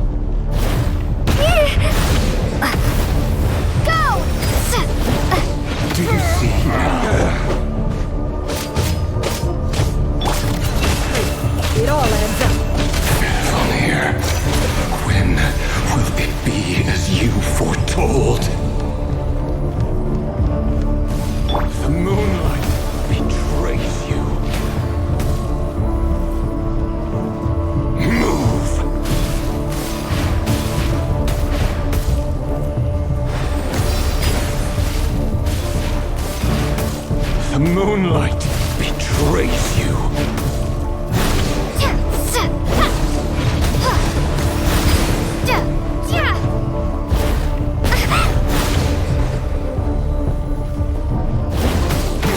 Storms not welcome here. Unravel.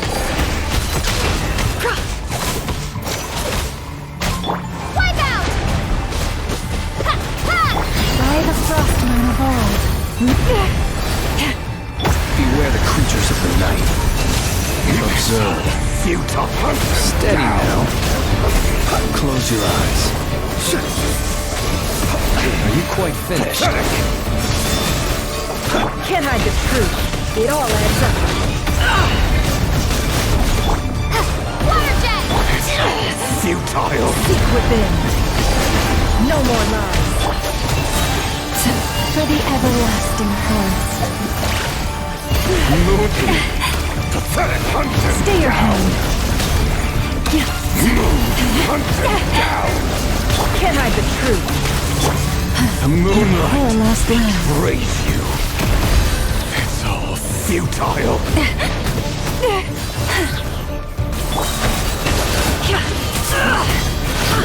It all adds up. The mystery unravels. Pathetic. Leave this place. By the frost moon of old. Down. Observe. Be silent. To dust. It's all futile. Hunter down. Can't hide the truth. It all adds up. Move. You poor lost. The moonlight betrays you. Bombs away! No more lies. Pathetic. The deception ends here. Hunt him down. A grave for the everlasting forest. Observe. Do you fear the dark? Close your eyes. Can't. Futile. No more lies. Your little game of heroics is over. The moonlight wants to go first.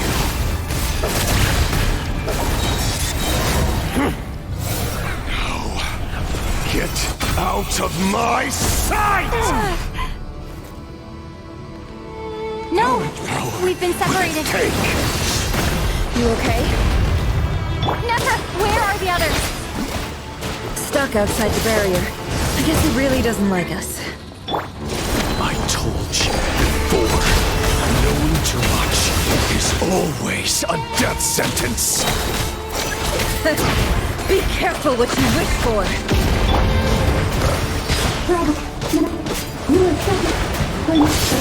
Lala! Can you hear me? Hold on, silence. We're gone. But at least we know they're still there. We need to focus. Stick to the plan. Remember my most important task. Stalling him.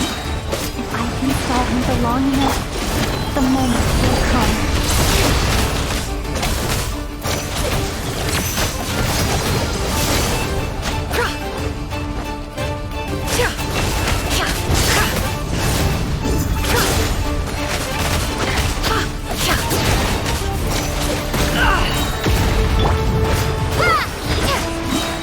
Bombs away! The deception ends here.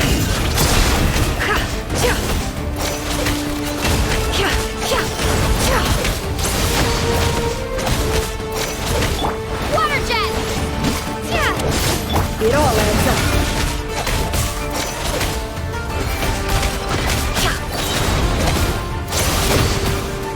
Wipe out! Seek within.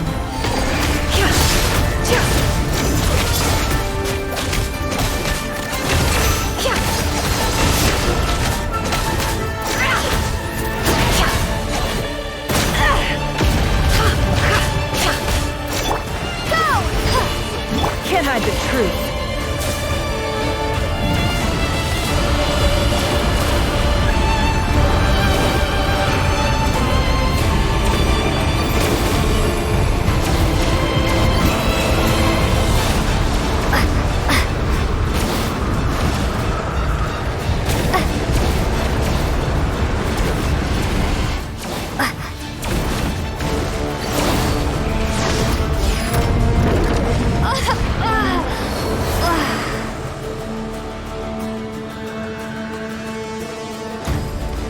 Your death is within my grasp!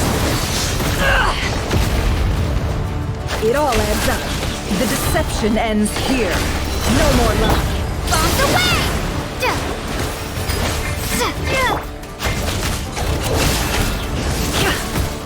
Destroyed and reborn! Tentacle clear. The mystery unravels. Can't hide the truth.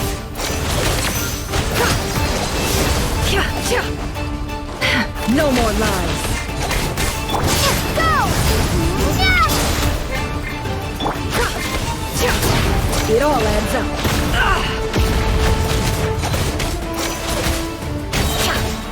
The deception ends here. Can't hide the truth.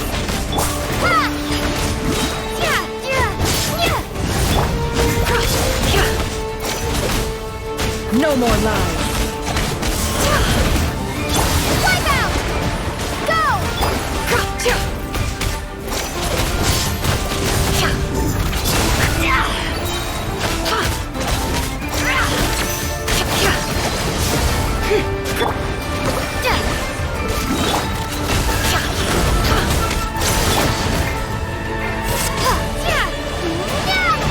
The mystery unravels.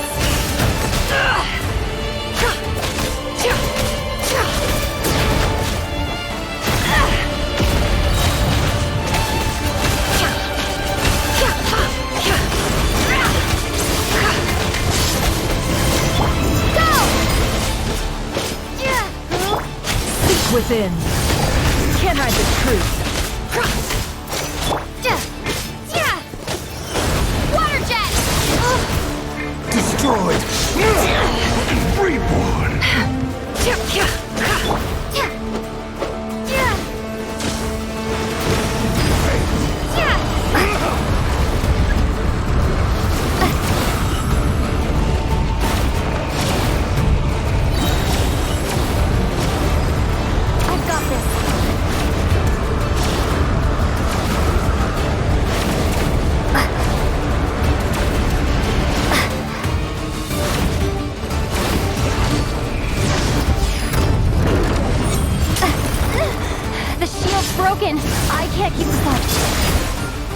Push your luck.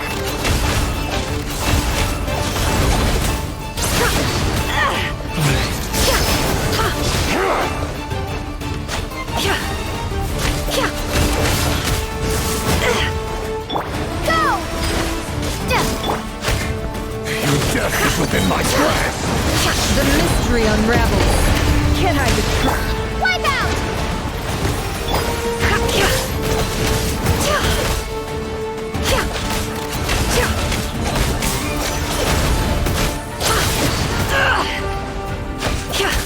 It all adds up. Shameless. Destroyed! And Bombs away! Seek within.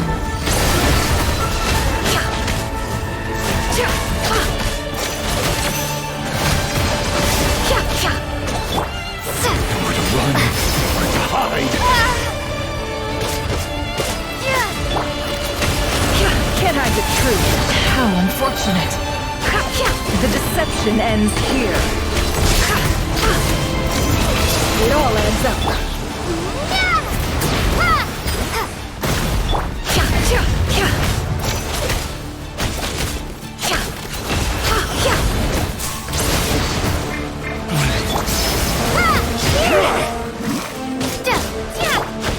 No more lies.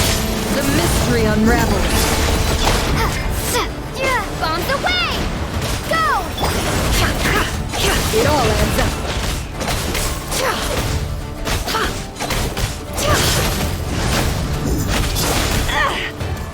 No more lies.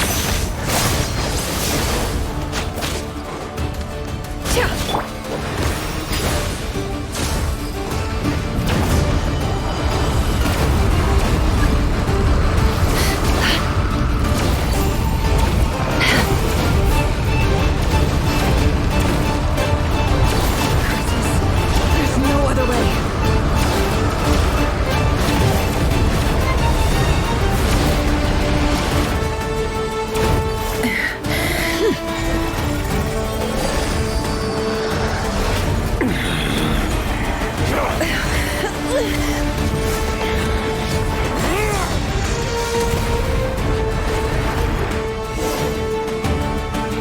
The only way to defeat Rarer is to borrow his own power.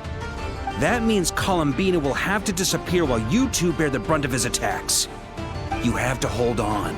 Find a way to keep him focused on killing the two of you.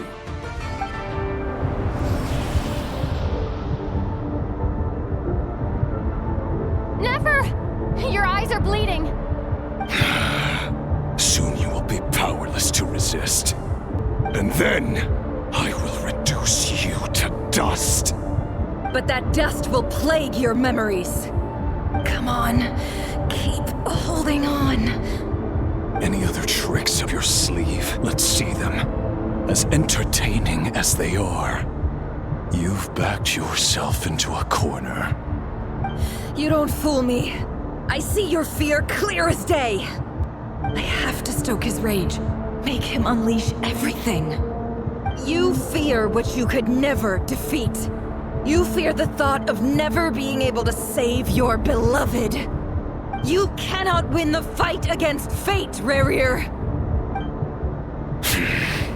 Is that what you think? Well, now it's your turn to feel afraid!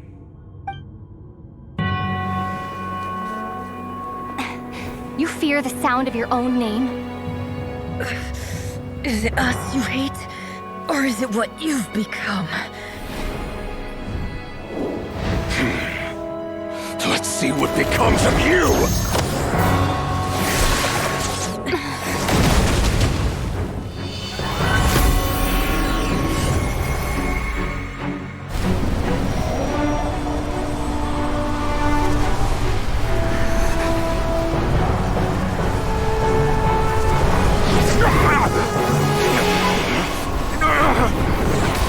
What's happening? That power. I've seen it before.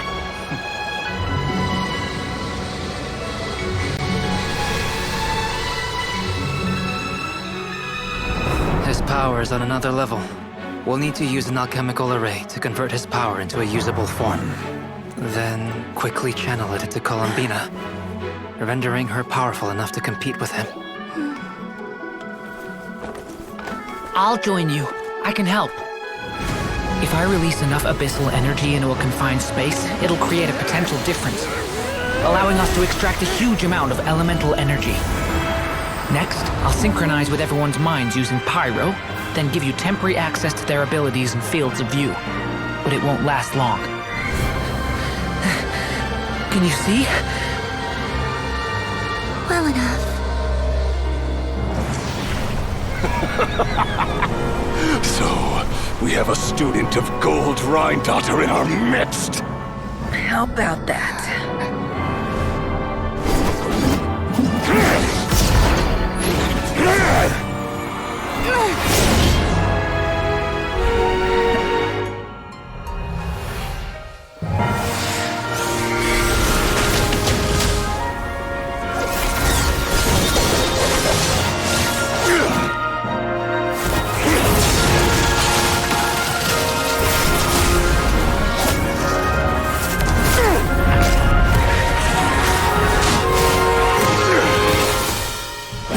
You use my own power against me? Just like how you stole Kuvaki. Look familiar?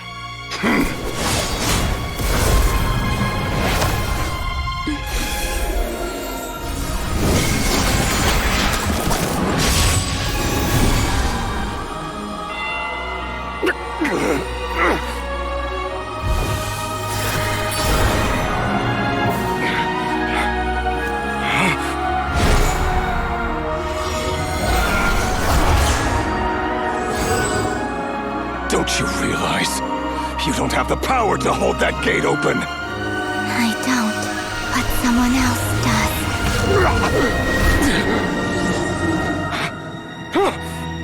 Goodbye, Reverie.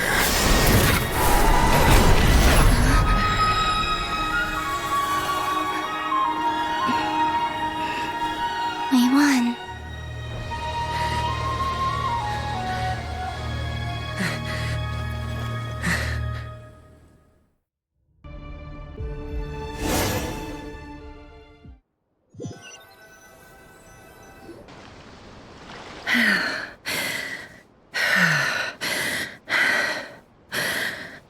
Nefer, how are your eyes?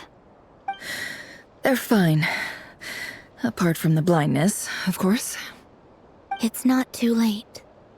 Let me handle it.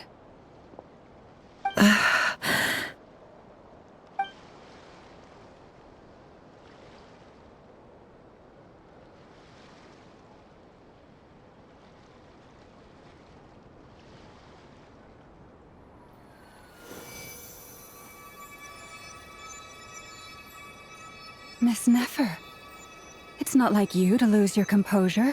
That was the most reckless thing I've ever seen you do. Reckless how? The situation was critical. Our lives were at stake. We had to do something. Even so. Okay. I guess you're right. Under the circumstances, it was a wise decision. You traded your eyes for an incredible victory. In business terms, I suppose that's a huge return on investment. I'd be hard-pressed to argue otherwise. Still, I don't like this outcome, and I don't want you to lose your sight for good. People suffer when they make sacrifices they shouldn't have to make, whether that means faith, strength, or in this case, your ability to even see. I had hoped you could win without sacrificing so much as a single hair on your head. Thank you. Really. All done. Don't try and open your eyes just yet. We'll see how you're doing in a couple of days. Until then, please follow your recovery plan to the letter. I'll send full details through Yehoda. For now, just get yourself home, relax, and rest. My dear friends, we have fought bravely and achieved a spectacular victory. A dark cloud has been lifted from the skies of Nod-Krai. all in this land will be grateful for what you have done. The moon will remember this day. Thank you both.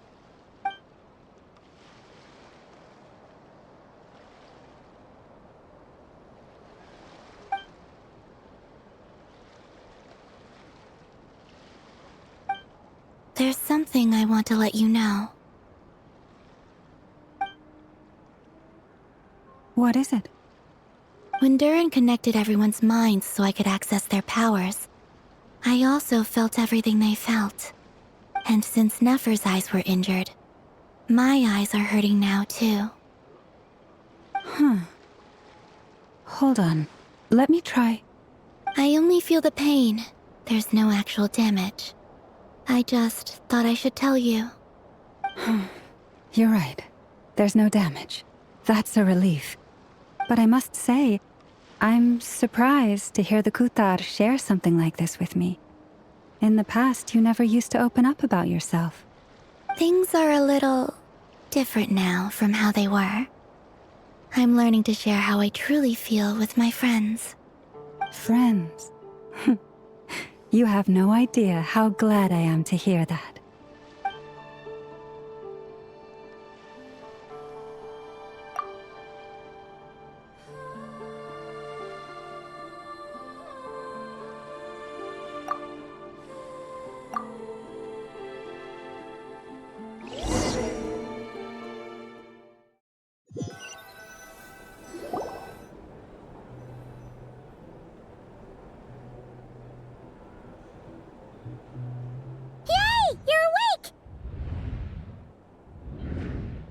How are you feeling?